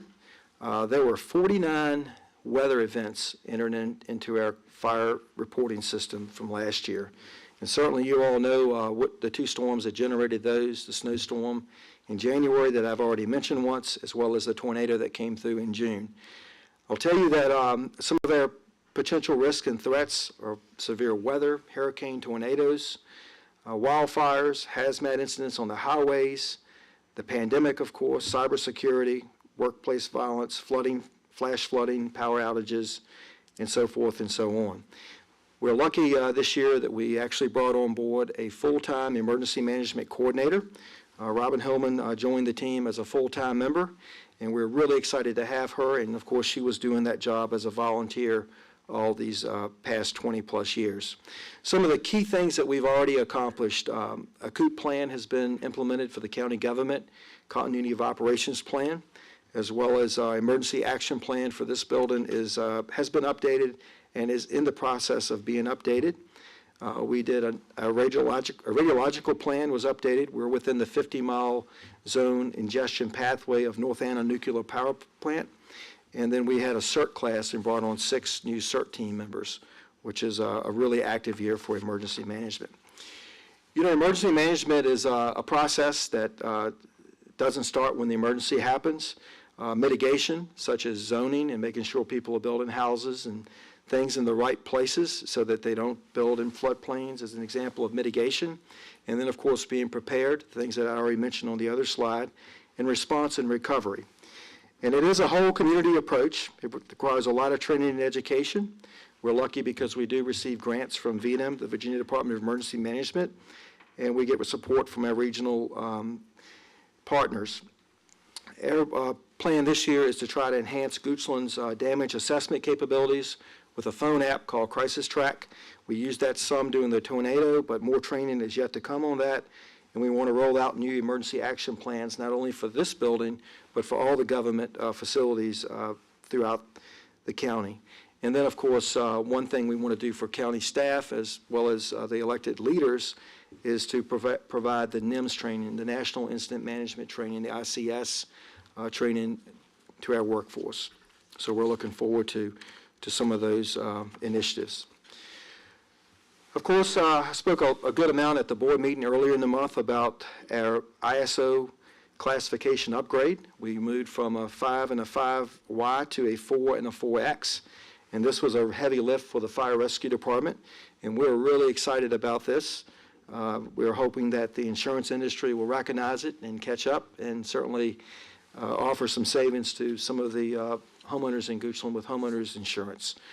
But as I had mentioned, this goes into effect on May 1st, and it takes about 6 months or so for the insurance industry to take all this into account and consideration. But probably, honestly, most importantly, it's a measurement of the fire department. And the fire department is rated with the most points to be had in an ISO assessment, the Emergency Communications Center, as well as the Department of Public Utilities and Water Supplies. And so we're really excited to have been able to move up a class in ISO.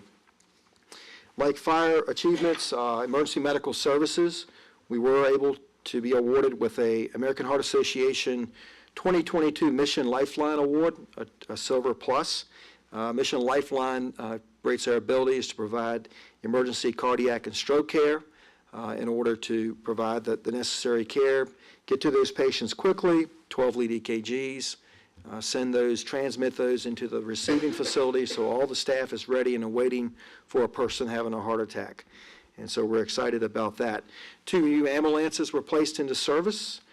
Company 2 received a new ambulance, as well as Company 5. And I'll tell you that we operate typically a fleet of 10 ambulances, but right now we're operating with 9. And even with our new equipment that we've integrated, which we're very grateful for, the average miles per vehicle is still about 90,000 miles on an ambulance, and the average age of an ambulance is just under 5 years or so old. So it is important that we continue to integrate new ambulances into the fleet. We were able to order one about a month ago, and of course it's taken a while to build those.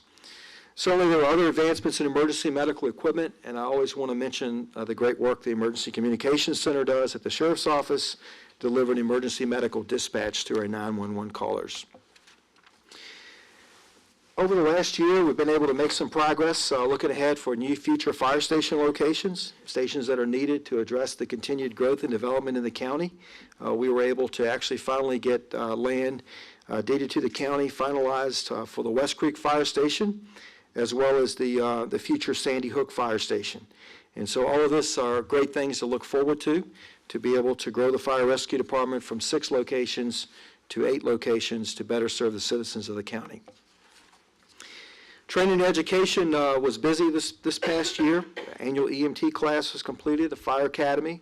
We had several new hire orientation mini recruit schools, as well as all of the continuing education training that we need in order to keep our certifications up to date, as well as sending our personnel outside the county to conferences and other fire schools.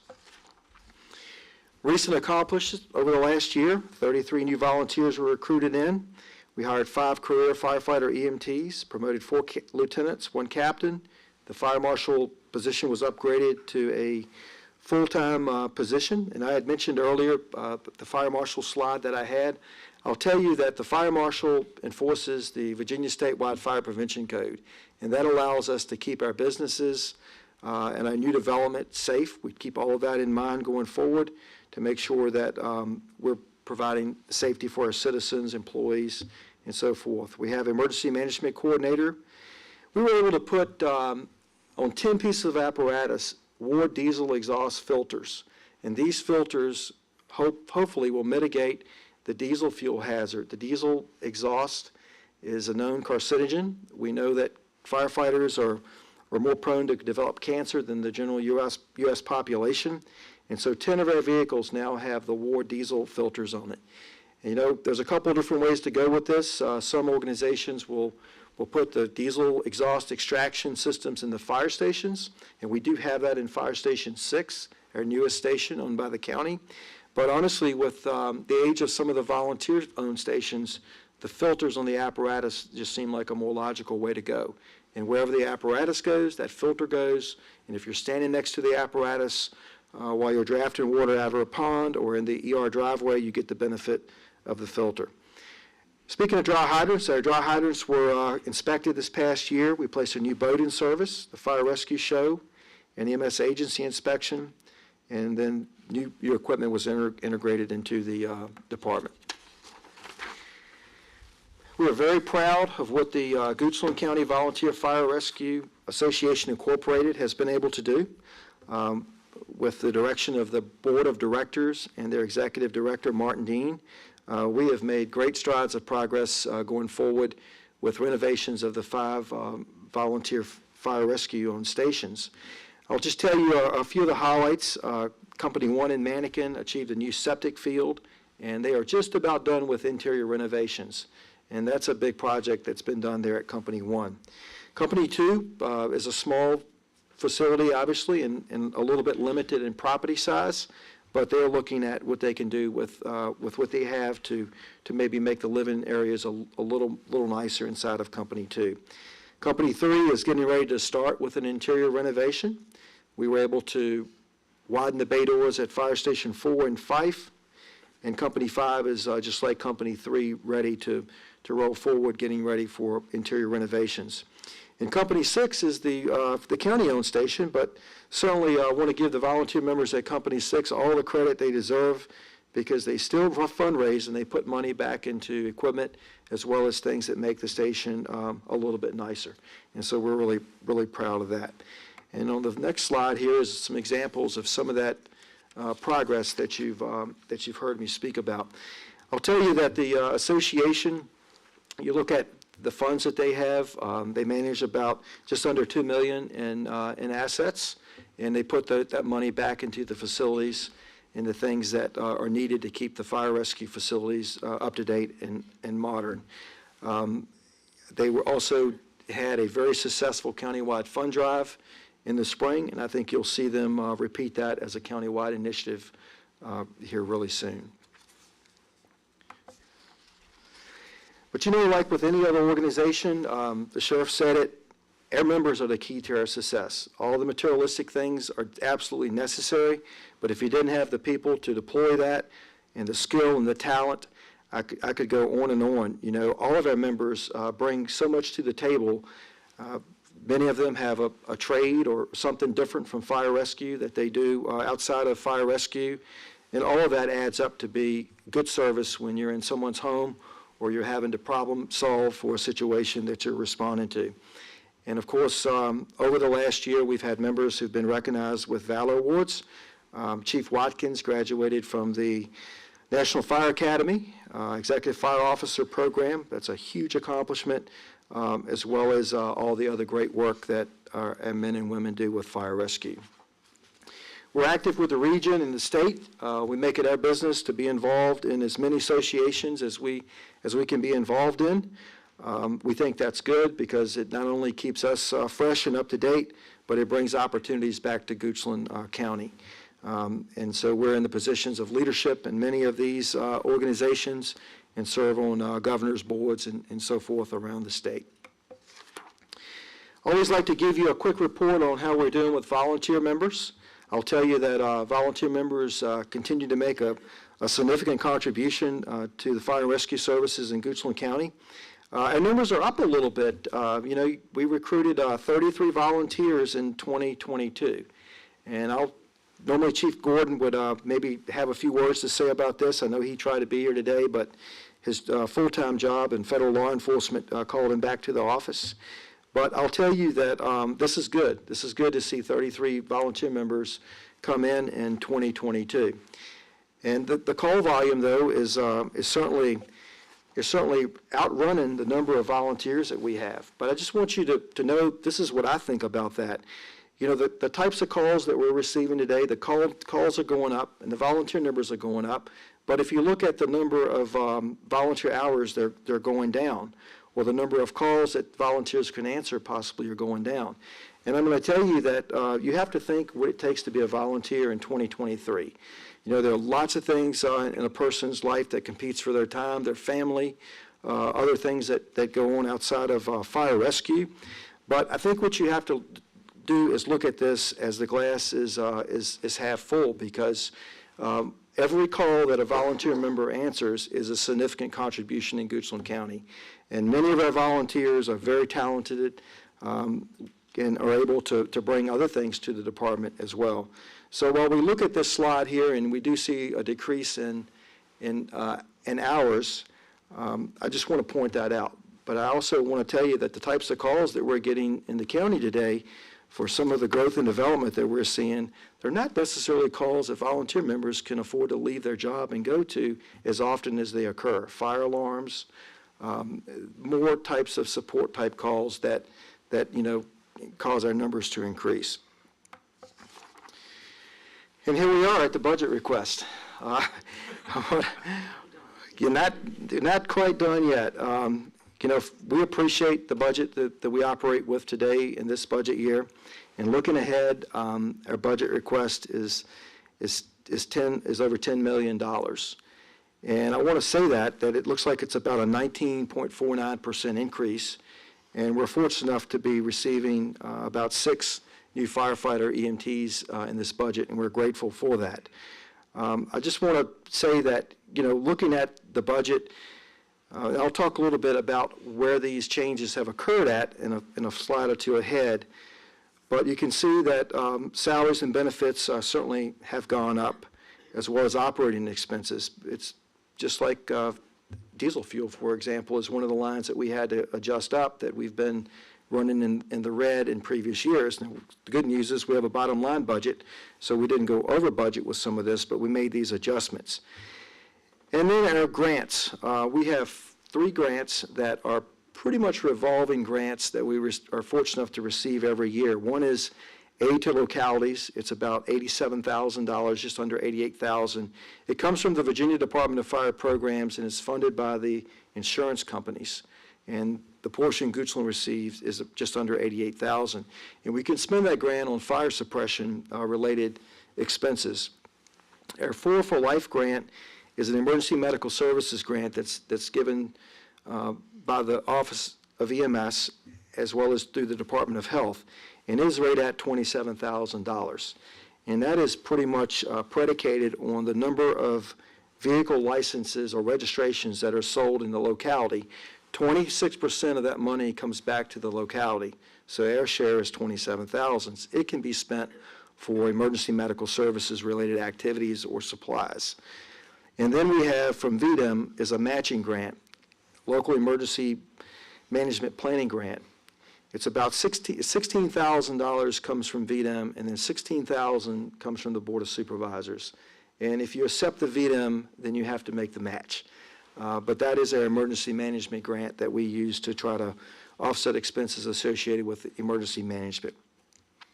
The one thing that's not really shown on the slide is we do have a revenue stream in fire rescue, and that's going to be our ambulance cost recovery program, or revenue recovery as some people call it. And basically that is revenue generated from loaded miles where we transport patients to the hospital. Majority of that money comes from insurance, Medicare, Medicaid, and then there are some out-of-pocket expenses for co-pays. And that generates roughly, I'm going to give you a conservative number of about $800,000 a year based on our call volume and our collection rate. And that always lags behind by about 6 months because it takes a while for that billing mechanism to occur to know what you were able to collect. But I will never mention that unless I say that we have a soft billing, compassionate billing policy associated with that, and that should never interfere with a person's decision as to whether or not they were to call 911, because quite a bit of that is what we refer to. We relieve that debt, or we call it write-off debt. And we're proud of that because that demonstrates that we're a compassionate soft biller. Looking at some of our fire station staffing, this year I had mentioned that we're hoping to get the 6 positions added for FY '24. And that will actually bring up our fire station staffing to 64 positions assigned to the fire stations. And if you look at that, and then keep in mind that if everyone is at work, and you have to take into account people on leave, annual leave, sick leave, military leave, workers' comp, light duty, all the things that any employer has to pretty much contend with, then if everyone is at work, we would have as many as 64 people assigned to the fire stations. And the goal here is to try to get every fire station up to about 15 career members, whether it would be five working a day. That's our goal, is to get to that point, plus our volunteers, so that altogether we would have staffing that is independent, different staffing on the fire engine, different staffing on the ambulance, so that when those calls occur, that we would have more people for the emergency scene. But we also worry about, because EMS accounts for about 75% of our call volume, our EMS staffing is also our fire staffing. And if we have a heavy call load day for EMS and we have 2 or 3 ambulances tied up in the emergency department at any hospital we transport to, then if that fire call comes in next, then we may not have the number of people that we need to handle those emergencies. And so that's our goal. Long-term goal is to get to the point where we would have independent staffing on all the vehicles. But the short-term goal is to make sure that we have 3 people working a day, and we actually do cross-staffing today, where the staff moves between vehicles based on what the call type is. And this will hopefully help to reduce response times, as well as just generalized increased resource availability, and also helps to cover people that are off on annual leave and sick leave and unable to be at work for one reason or another. I will tell you that our staffing numbers over the years are very conservative. We have never built in extra personnel to cover leave. Most of our regional fire departments around us, particularly the larger ones, they have a multiplier where when they need so many positions, they use that multiplier to arrive at how many they really need to make sure they can maintain that number on duty. And so we've been very conservative with our numbers all these years. We're in the middle of a hiring process. I'm happy to tell you that we have 75 applications as of today, and that is way more than we've had in recent years. We do have 4 vacancies today. We had one firefighter who went to another fire department. One's going back to private business. We had a retirement, and we also had a recruit that went to another organization. So all of those combined, we have 4 vacancies today, and I feel certain that out of those 75 applications, we'll be able to find some really good people to bring on board. However, this same process, this hiring process, will likely feed any new positions that we receive in the FY '24 budget request. So we're super excited about that.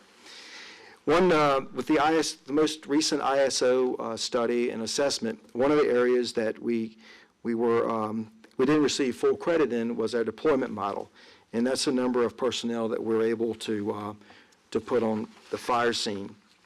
And certainly, I just want to cover what I know. I believe it was last budget, Mr. Spoonhour had asked. When you say you want to have 3 firefighters on a fire engine going to a fire, and certainly we know safety is one of the reasons, and then be able to operate efficiently once we get on scene, what do those numbers really look like? And so we were able to provide that, gather some of that data over the last year. And so an engine, average number of people that we can staff an engine with today is about 2.4 firefighters. And if you look at the number of engine responses, about 772 of that 1,700 engine responses actually did achieve. We had more than 2 firefighters on it. And so that's roughly about 44.7% of the time. And so we're making progress in that area. And when we add staff and we add personnel and we recruit 33 volunteers, all that adds to be getting closer to get 3 people on that fire engine to roll out the door. Of course, 4 would be better, but we know we have to work towards that. But when you look at what NFPA talks about it takes to handle a fire safely and efficiently, a single-family dwelling residential, 14 members, but 15 if you operate a ladder truck. A strip mall is 27, a garden apartment's 27, and a high-rise would be 43.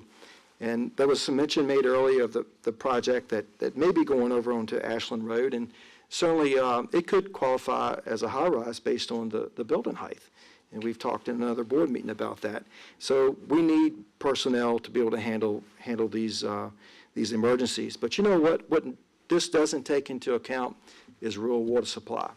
If we have a rural water supply situation, you could have almost just as many firefighters handling that tanker shuttle. And so this is assuming that you have a fire hydrant close by and you don't have any water supply challenges.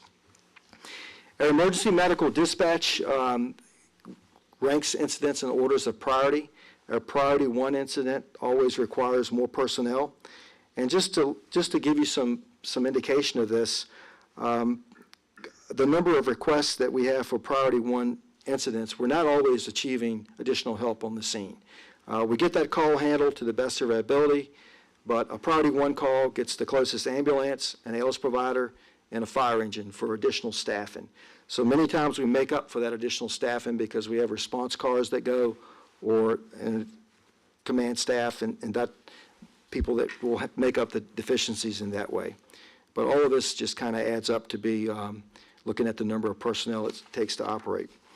So some of our explanation of changes, trying to pick up the pace a little bit. In this budget request, we have volunteer member annual health assessments. We offer annual health assessments to the career staff, and we've done that for a number of years, and we'd like to do the same for our volunteer members. People are people, and we need to make sure that we take care of the folks and make sure we monitor their health and safety based on the exposures they get by performing this service. We continue forward with our Lexapro policy development.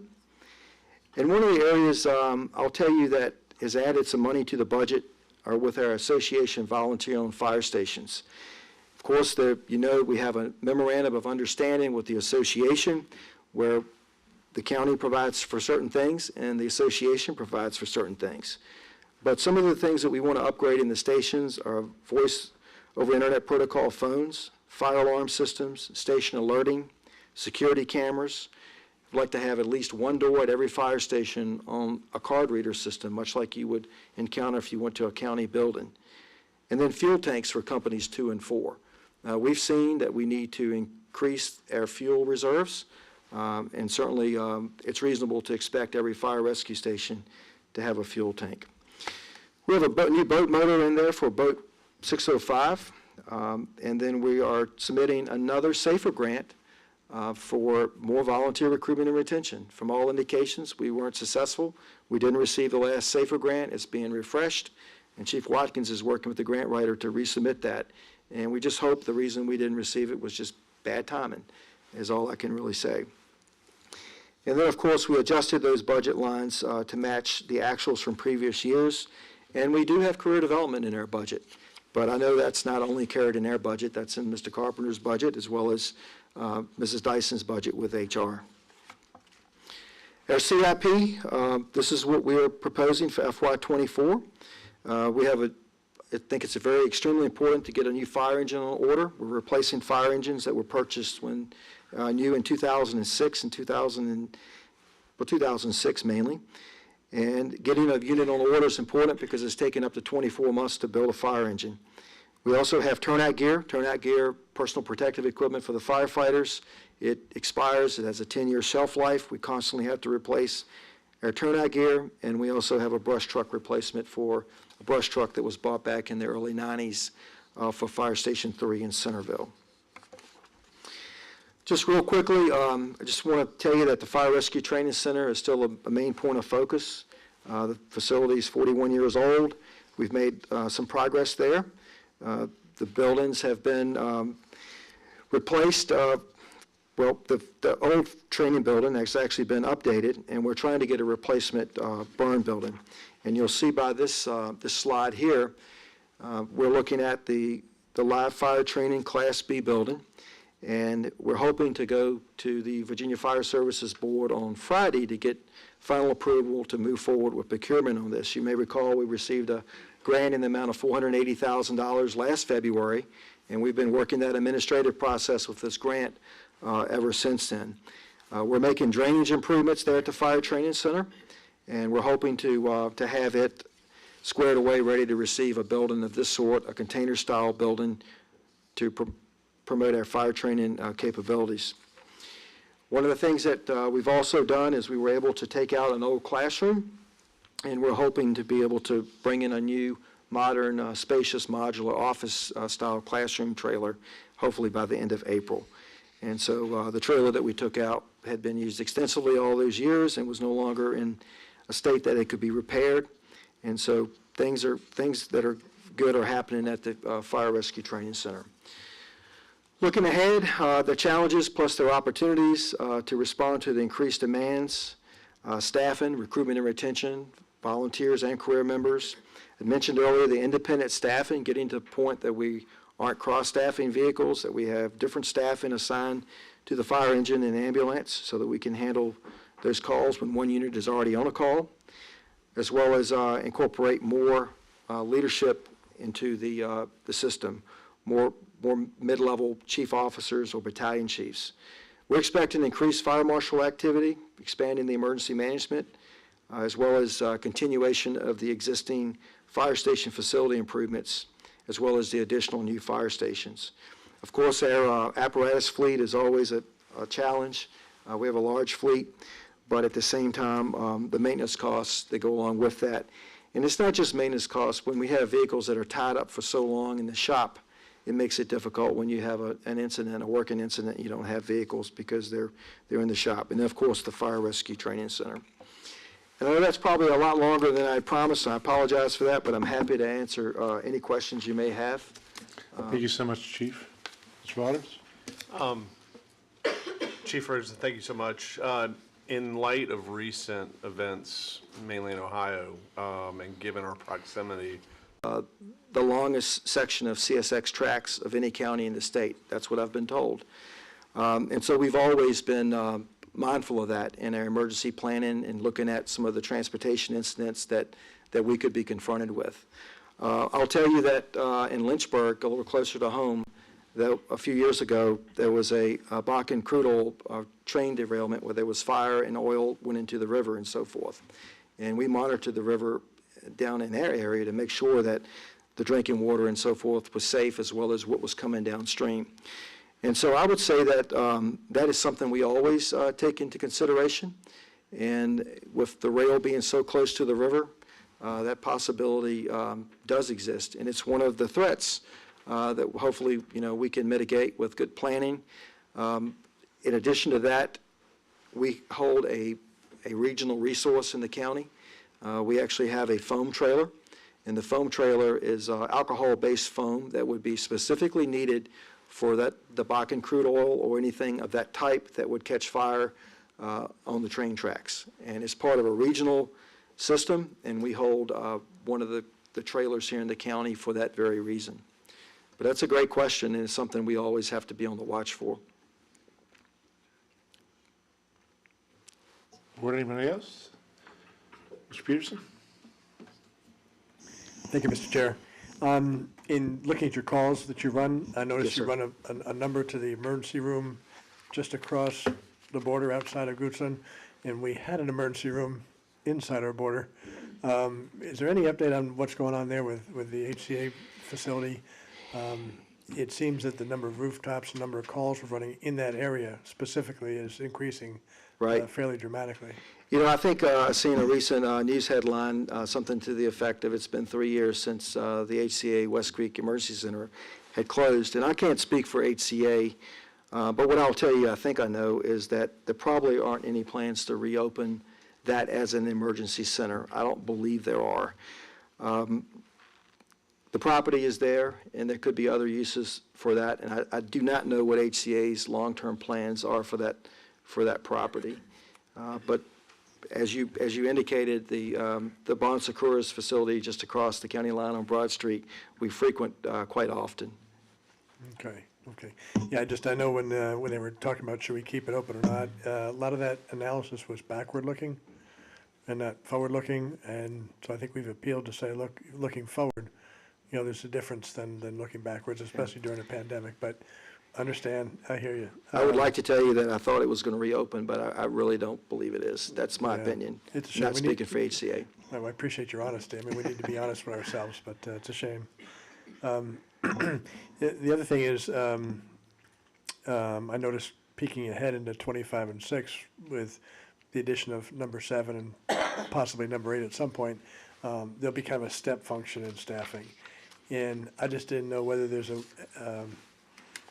a philosophy that says maybe we should ramp up the personnel before we add brick and mortar and maybe overhire and then cut the staffing down and move assets over, or if you're just planning to use assets however you have them and wherever you need them. So maybe that's looking too far in the future, but it may have impact our current budget if we're thinking about Right. that step function. So That's a good question, and certainly another way to do that to accomplish the numbers that we need to answer the calls. I'll tell you that, we had said when we looked at, let's say, Fire Station 7 in West Creek, let's just look at that. 5 people working a day, 15 people, you use a multiplier, you need at least 20 people if you want to maintain that kind of staff and to account for folks being off on annual leave and other reasons people would be off duty. Some of our fire stations can accommodate those numbers, but I'll tell you that many of our fire stations, the actual footprint of some of our fire stations, all the other fire stations were built back in the 50s and early 60s, been updated, renovated, added on to many times over the years. I can tell you that Company 2, for example, one of the big problems we have at Company 2, besides square footage, is also the septic field won't support the additional use. So while we could ramp up staffing and add some numbers to our other stations to try to get up to 5 on duty, the types of personnel, the numbers that we look at, particularly in FY 25 or so, and 26 for West Creek, we need that additional station, the brick and mortar, in order to be able to accommodate those numbers of people. But I do want to make it clear that we do want to get all 6 of our fire stations up to the point where we have independent staffing on the units, so that if all the ambulances are busy out of the county and a fire call comes in, we still have other folks and our volunteers who can answer the fire calls. Okay, thank you, Chief. That makes a lot of sense, that your physical infrastructure to be able to support the Correct. staffing is constrained in some areas. I just did want to mention 2 other areas I thought were very good. By the way, you got a lot going on, and it was a lengthy presentation just because you got a lot going on. So I appreciate that. But the number of volunteers inching up now that the Yes. pandemic is behind us and some of the COVID fears may be reduced just a bit, that's encouraging. The other thing you mentioned think so, about too. having fuel supply at each of the stations, I think we saw Yes, with sir. the Colonial Pipeline shutting down, there were some vulnerabilities there. Right. So I'd applaud you, at least in those couple of areas, to be prepared in advance with additional volunteers, additional fuel resources as well. Well, 4 of our 6 fire stations have fuel on site. County 5 has the county fuel pumps. And then we have 2 stations that don't have any fuel on site. And so it's a work in progress, working towards making sure we can add 2 1,000-gallon fuel tanks to the 2 locations that don't. And certainly our partners in the school system actually make their fuel available to us at some of the elementary schools, which we're grateful for. But when you go into a local emergency, you have what you have. And that's all you can really count on, because our experiences has been that while when you write these contracts with fuel vendors, they say they'll give you priority service, it doesn't happen. It does not happen, and that's been our experience. And we actually found ourselves a year ago actually having to carry fuel to the Meadows Nursing Center to be certain that their generator didn't stop working there at the nursing center in the middle of those large power outages that we had across the county. So having fuel at each fire station, up to 1,000 gallons of diesel fuel, is a normal thing, and also probably the right thing to do. Great, thank you. Just the last thing really quickly, the number 7, you're coordinating with the Sheriff's Department on public safety in the East End, is that? That's exactly right. I've talked to Sheriff Creasy, and we've talked about, the West Creek Fire Station would have space included for the sheriff's office, a place that the deputies could come in and use the computers in a secure environment and possibly have some storage. And in talking to Sheriff Creasy, that's probably what he needs to operate with today. But anything we can do with Fire Station 7 to make it possible to add on and plan for that would be something that would be maybe needed for law enforcement in future years. Thank you, Mr. Peterson. Any other questions? Chief, great presentation. Just as always, our heartfelt thanks for you and your teams. Well, thank you very much, and the credit goes to the men and women that make up the Fire Rescue Department. It's an honor and a privilege to be in the position as their fire chief, and I want to thank you for your support as well as the support of all the citizens in the county. Thank you very much. Thank you, Chief. Thank you.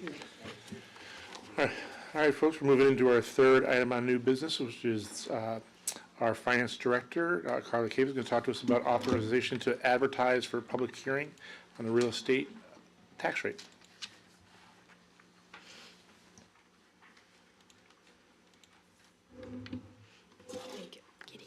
Ms. Cave, how did you want to do this? Did you want to go through all of them? Yes, And so, then we'll we've vote got- on them individually? Yes, one at a time. That's just how I've got the slides laid out. Okay. As you guys know, we have a public hearing date set for April 4th. So these are the authorization to advertise for the real estate tax rate, the authorization to advertise for the county budget as a whole, which includes the CIP program, the school board budget, and all other tax rates aside from real estate. And today, we're going to also do the request to set the actual public hearing for the fee schedule. So, first up, we have the real property tax increase. Every year that there's an assessment done, counties are required to find the effective rate increase. It's in the state code, and most of you are probably aware of this, but I'm just stating this for anybody in the room that's not.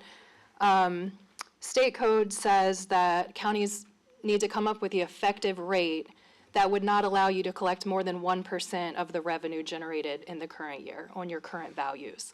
So this is what this real estate property tax increase advertisement is saying, is that our effective tax rate would actually be 47 cents, which is 6 cents higher, or 6 cents lower than our 53 cent, but our board is choosing to go remaining at 53 cents. This is a 12.8% increase than what the effective rate would be. And we will advertise this in time for our public hearing on April 4th. So here's our information that we just stated, but we just need a motion from you to advertise the attached notice. Thank you, Ms. Cave. So you said it was a 9.6% increase, right? Yes, in assessed value, yes, which is a 12% increase in rate. Thank you. That's Yep. what I lost. Okay, thank you. Okay. Mr. Chairman, I move that the Goochland County School Board, I'm sorry, I move that the board, I'm looking at two different things here. I move that the Board of Supervisors approve advertising the attached notice and setting a public hearing for April 4th, 2023 to consider the 2023 real estate tax rate. And that is the advertisement that's attached, and in our package has the rate unchanged at 53 cents per hundred. Thank you, Mr. Lumpkins. Can I get a second? I second. Thank you. Any discussion? One comment. Yes, ma'am. Just again, for the record, we know this, but just for the record, if we do advertise this tax rate, we can always go down, but we can't go up. So this would be, if this is what we agree to do, this would be our maximum real estate tax rate. Correct, good point. And we're just advertising to set a hearing for it. We're not approving the rate. Okay, good. Great. Any other comments or clarifications? Roll call vote, please.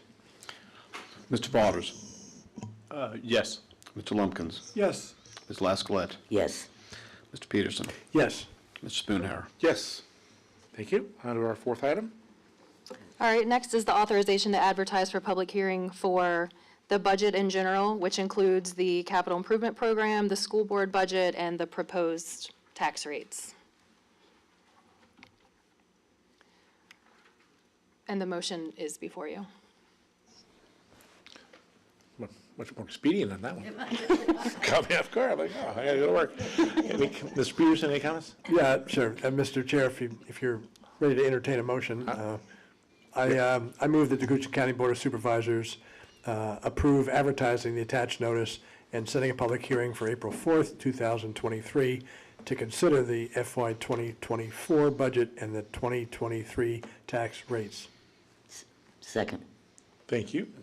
Any further discussion, comments, clarifications? Okay, roll call vote. Mr. Lumpkins? Yes. Ms. Laskowlet? Yes. Mr. Peterson? Yes. Mr. Valders? Yes. Mr. Spoonhour? Yes. All right.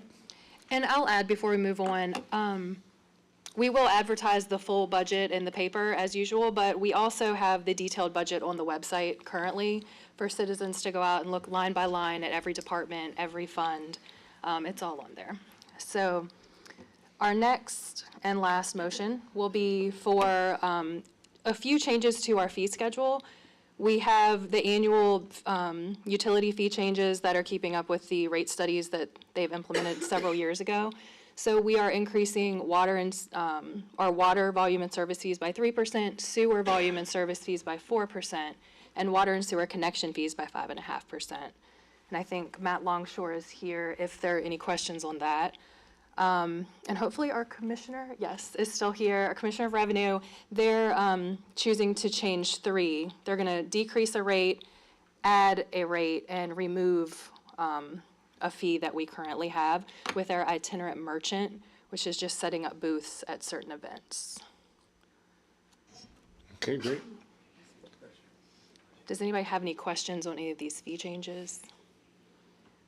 No. Okay.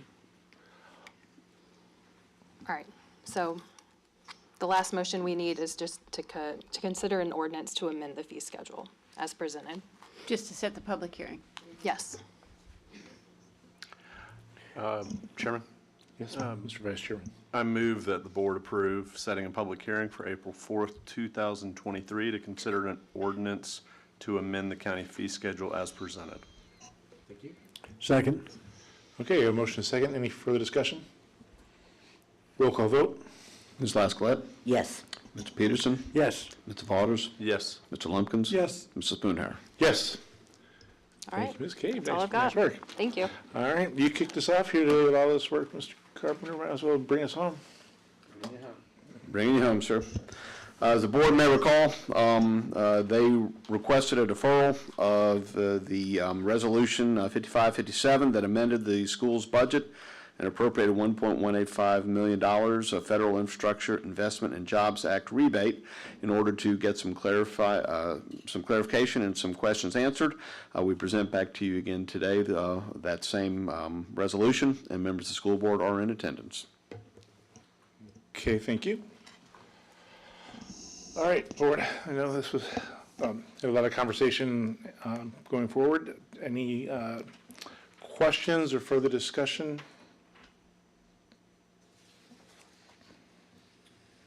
Ms. Laskowlet. Dr. Rayleigh did provide us with a great deal of information in response to the questions that I had and others had, but I still have 2 remaining questions if we could possibly ask them. Sure. Could we get somebody from the schools?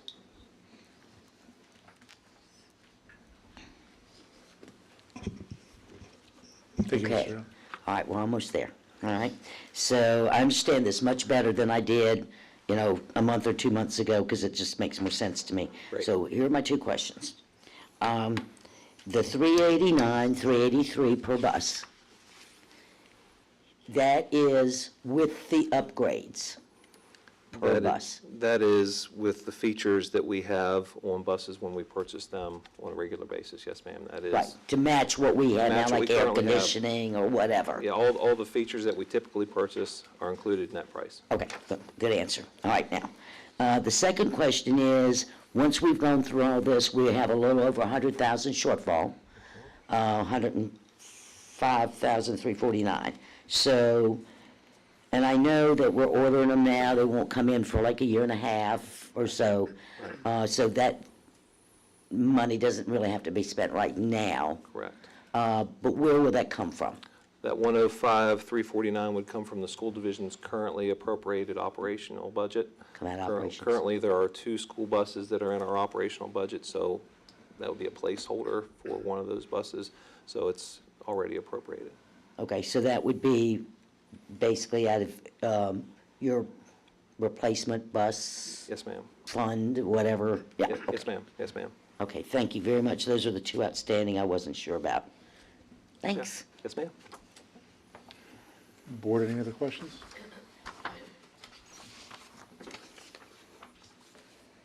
Mr. Peterson? Yeah, Mr. Chair, thank you. Dr. Rowley, thank you for that. Did we, I know you provided an awful lot of information. I appreciate all of that. Sure. And I know more than I ever thought I'd ever want to know about this stuff. Exactly. Which is fine. Did we ever resolve which side of the county, county versus school budgeting that these buses would fall? Some on each side, some all on one side? Did we ever resolve that part of it? Are you talking about from a fixed asset standpoint? From a or- funding standpoint? Yeah.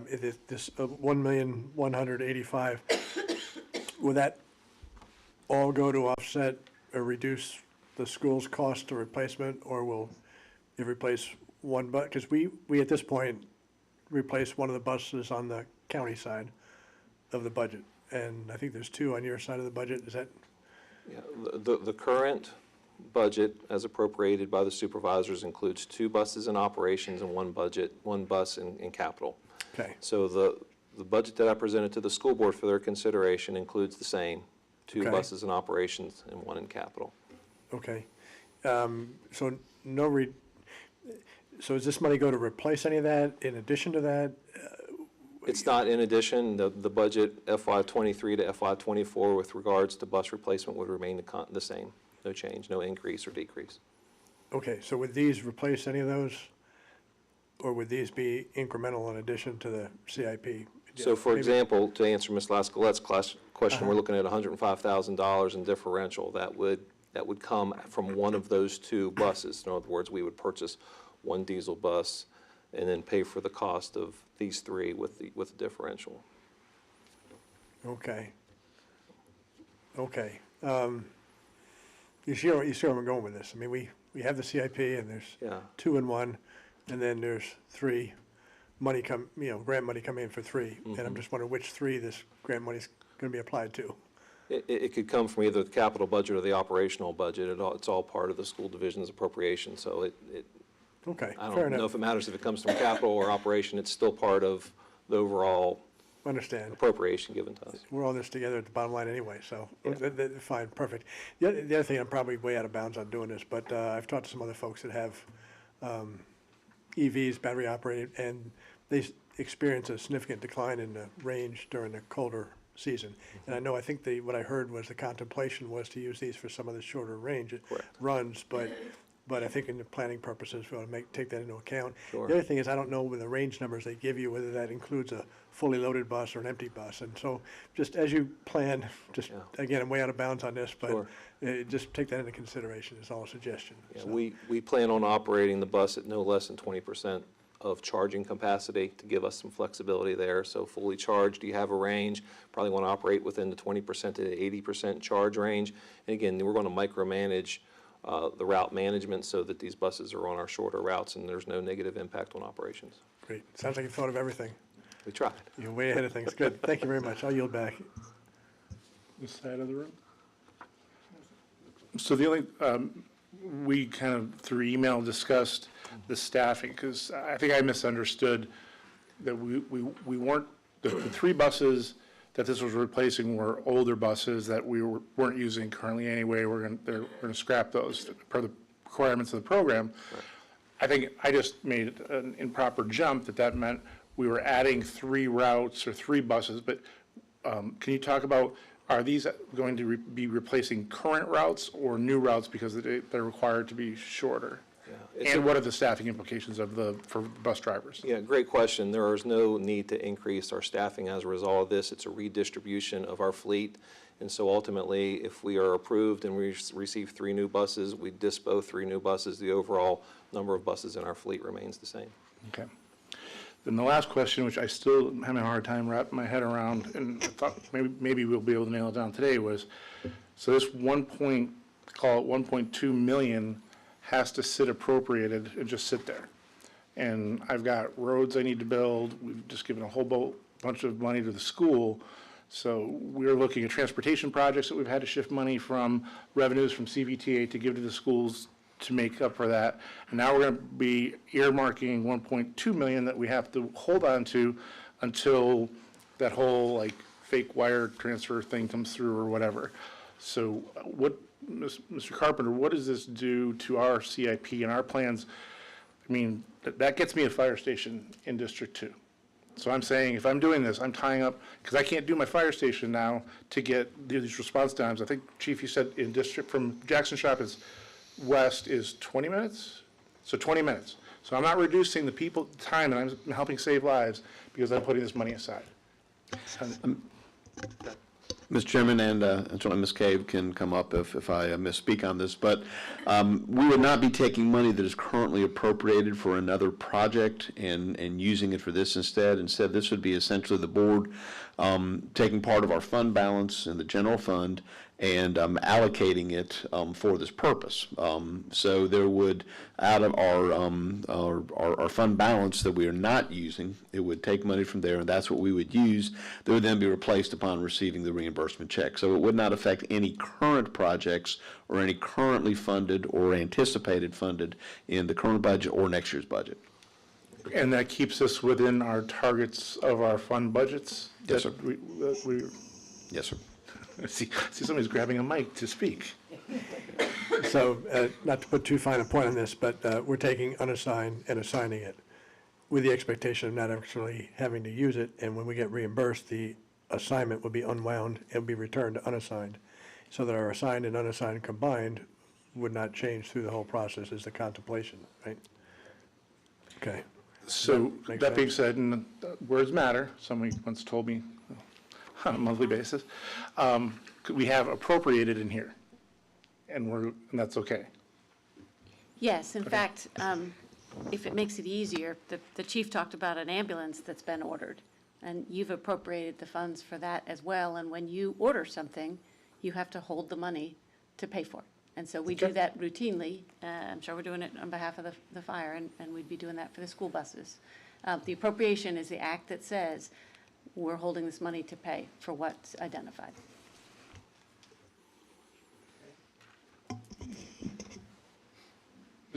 Ms. Lescott?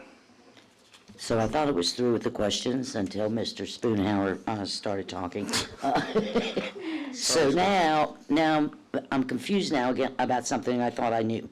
Today, how many total school buses do we have?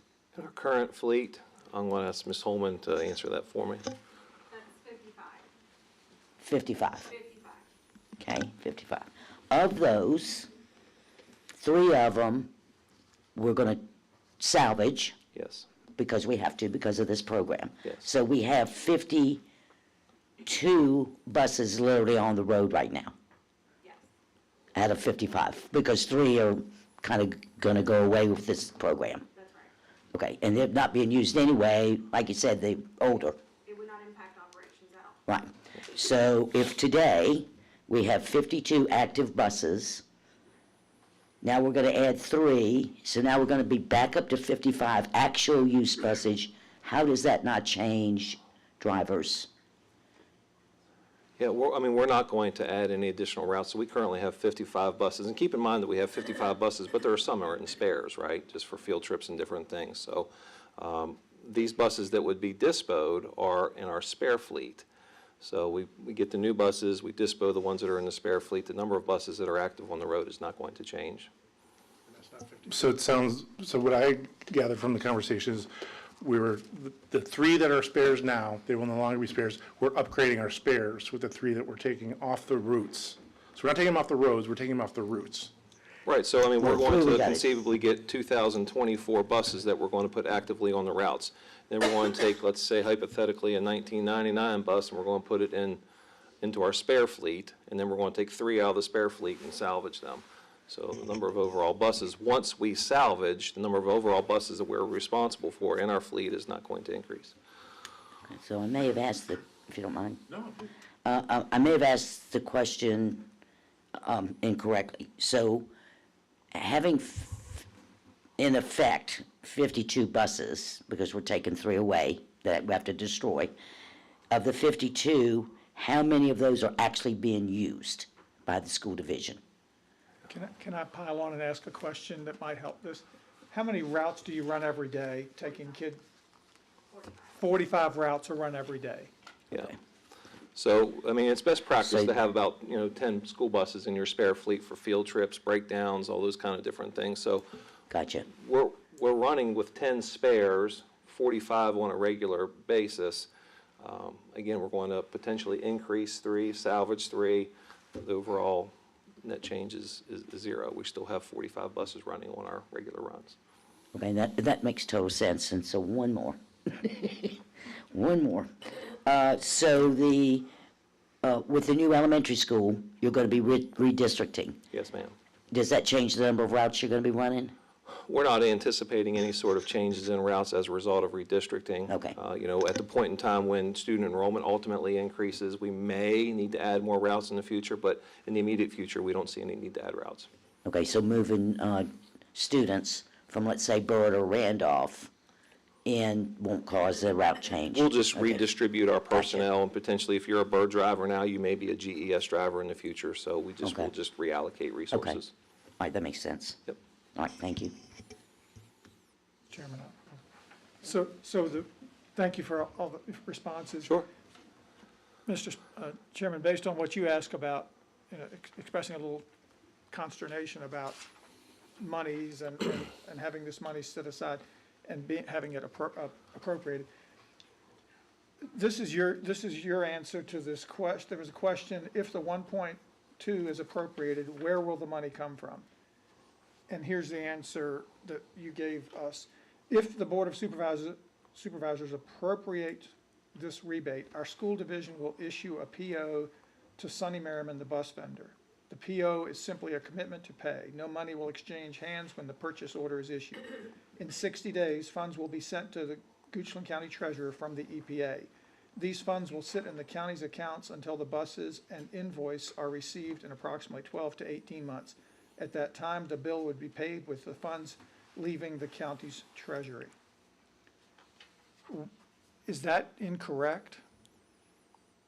Based on what your answer to Mr. Spoonhour was, Mr. Carpenter, is that answer? It seems like it seems like we're having to appropriate, but it's just something we're doing on paper that we're never going to have our own funds leave our account, right? Correct. I mean, if everything happens the way it's supposed to, it would never affect us at all, but we still have to somewhere identify where the money would be.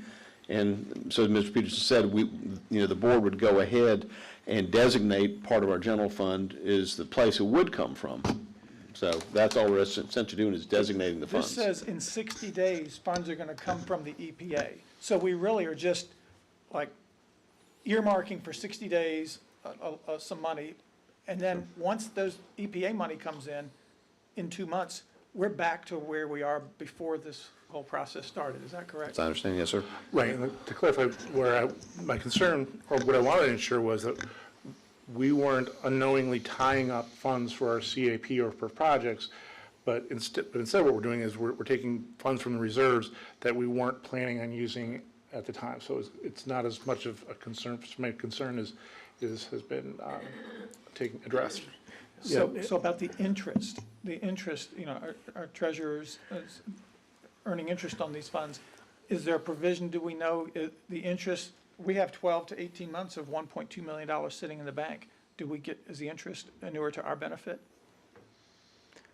I don't know that answer. I would assume that if the treasurer's able to invest the money, I'd assume that it's ours to use. It would be my guess. All right. Yeah, again, I'm not sure 100% on the accounting here, but if we do take money from the unassigned general fund balance, assign it to this in 60 days, when that reimbursement comes back in, I'm guessing the assignment, the funds that we assigned would go back into unassigned, and that the reimbursed monies that came from the EPA would be assigned, and they would replace that assignment. So we would still have the $1 million of assignment. It's just no longer the general fund monies that are assigned, it's the reimbursement monies that are assigned. So it would increase our overall fund balance by that amount, with that increasing the assigned. And that overall fund balance is what we typically invest from time to time.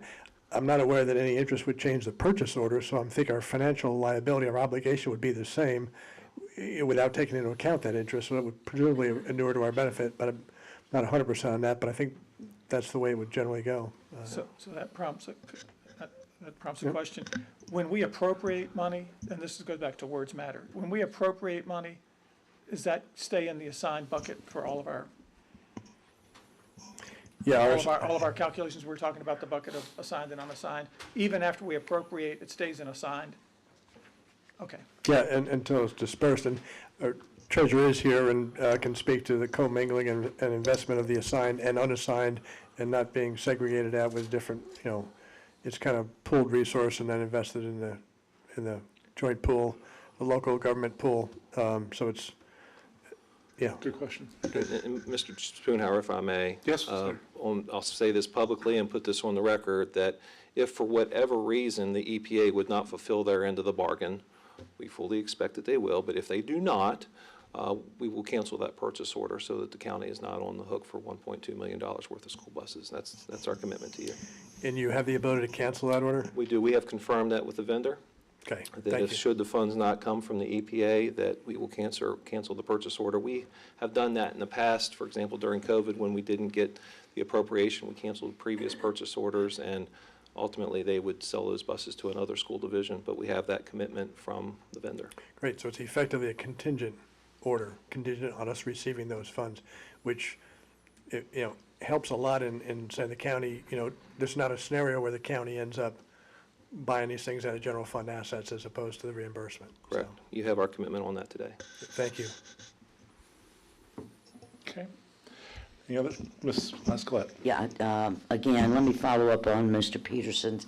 So the email that you sent us is that, that we did check, Ms. Hallman did check with, I guess it's the bus manufacturer about the cancellation. And it sounds like that might have been a phone call. Do we have that in writing? And what is our cutoff date? We're talking about from the day we order it to the date that we get the EPA money is about 60 days. How far down the line can we cancel, and do we have that in writing? Is that in the contract? Come forward, if you don't mind. Great, thank you. $1.2 million on the line for a phone call. I'd like you to get that a little stronger. Not that I didn't say that didn't happen, okay? Good evening. No, we do not have it in writing, but I can get it in writing, and we have 60 days. Here's what we'll do, board members, is we will write the purchase order with the contingency that should EPA funding not arrive within 90 days of purchase order submission, that the Goochland County Public Schools will cancel this purchase order. We'll put that on the purchase order.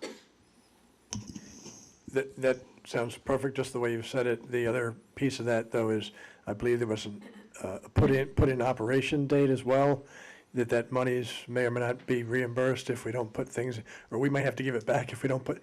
So can we write this as if, the buses aren't delivered until after that date, that we can cancel this as well and avoid the potential where we don't put them in operation because they didn't deliver them, and then the EPA wants their money back? Can we close that loophole as well? Because that's... We will work with the vendors to protect our school division and the county's best interest to the greatest extent possible. Yep. You understood my Sure, concern. sure, yeah. I mean, should the buses not come back in the timeframes identified, there are provisions in the program for us to request extensions, but ultimately we want protections because we may not have a guarantee of those protections. So certainly we will write those protections into the purchase order so that the school division and the county is protected. So can we amend the motion to incorporate these things? Ms. McGee, can you help us craft that? No. Dr. Rayleigh's language that he provided about the 90 days is perfect, and I think, again, he's got to look to the specifics of, the timing, but he's making the commitment to do that, and. I'd just like it to be in the motion, is what I'm saying. Okay. And maybe Dr. Rayleigh can repeat that so we include it in the motion. I move that the Board of Supervisors amend the resolution amending the budget and appropriating the rebate award contingent upon a an ability to cancel the order within 90 days and approve with that single contingency. There's the second part that Mr. There's a Peterson second brought. part. That's one I was struggling with. Yeah. Will you accept a friendly amendment if Mr. Peterson can articulate what he's saying? Well, and also contingent on receipt of buses within the Within EPA's program timelines. timeline. That's what we're talking about. That's the second part of that, if you would either repeat that or accept it. I accept that. We have a interesting motion on the floor. I'll second that motion, but would ask that we just repeat it before we vote on it. And I'll try, I'll second the motion. As I understand the motion is to accept the resolution that's before us with the amendment that the schools will submit a purchase order that has a provision in it that if the buses, that if the funds are not delivered from the EPA within 90 days, that the order can be canceled. And second, that the purchase order will be also amend or will include a provision that the order can be canceled if the buses are not delivered in the time frame under the EPA program. Do you accept the amended, the friendly amendment? Yes, I accept the friendly amendment.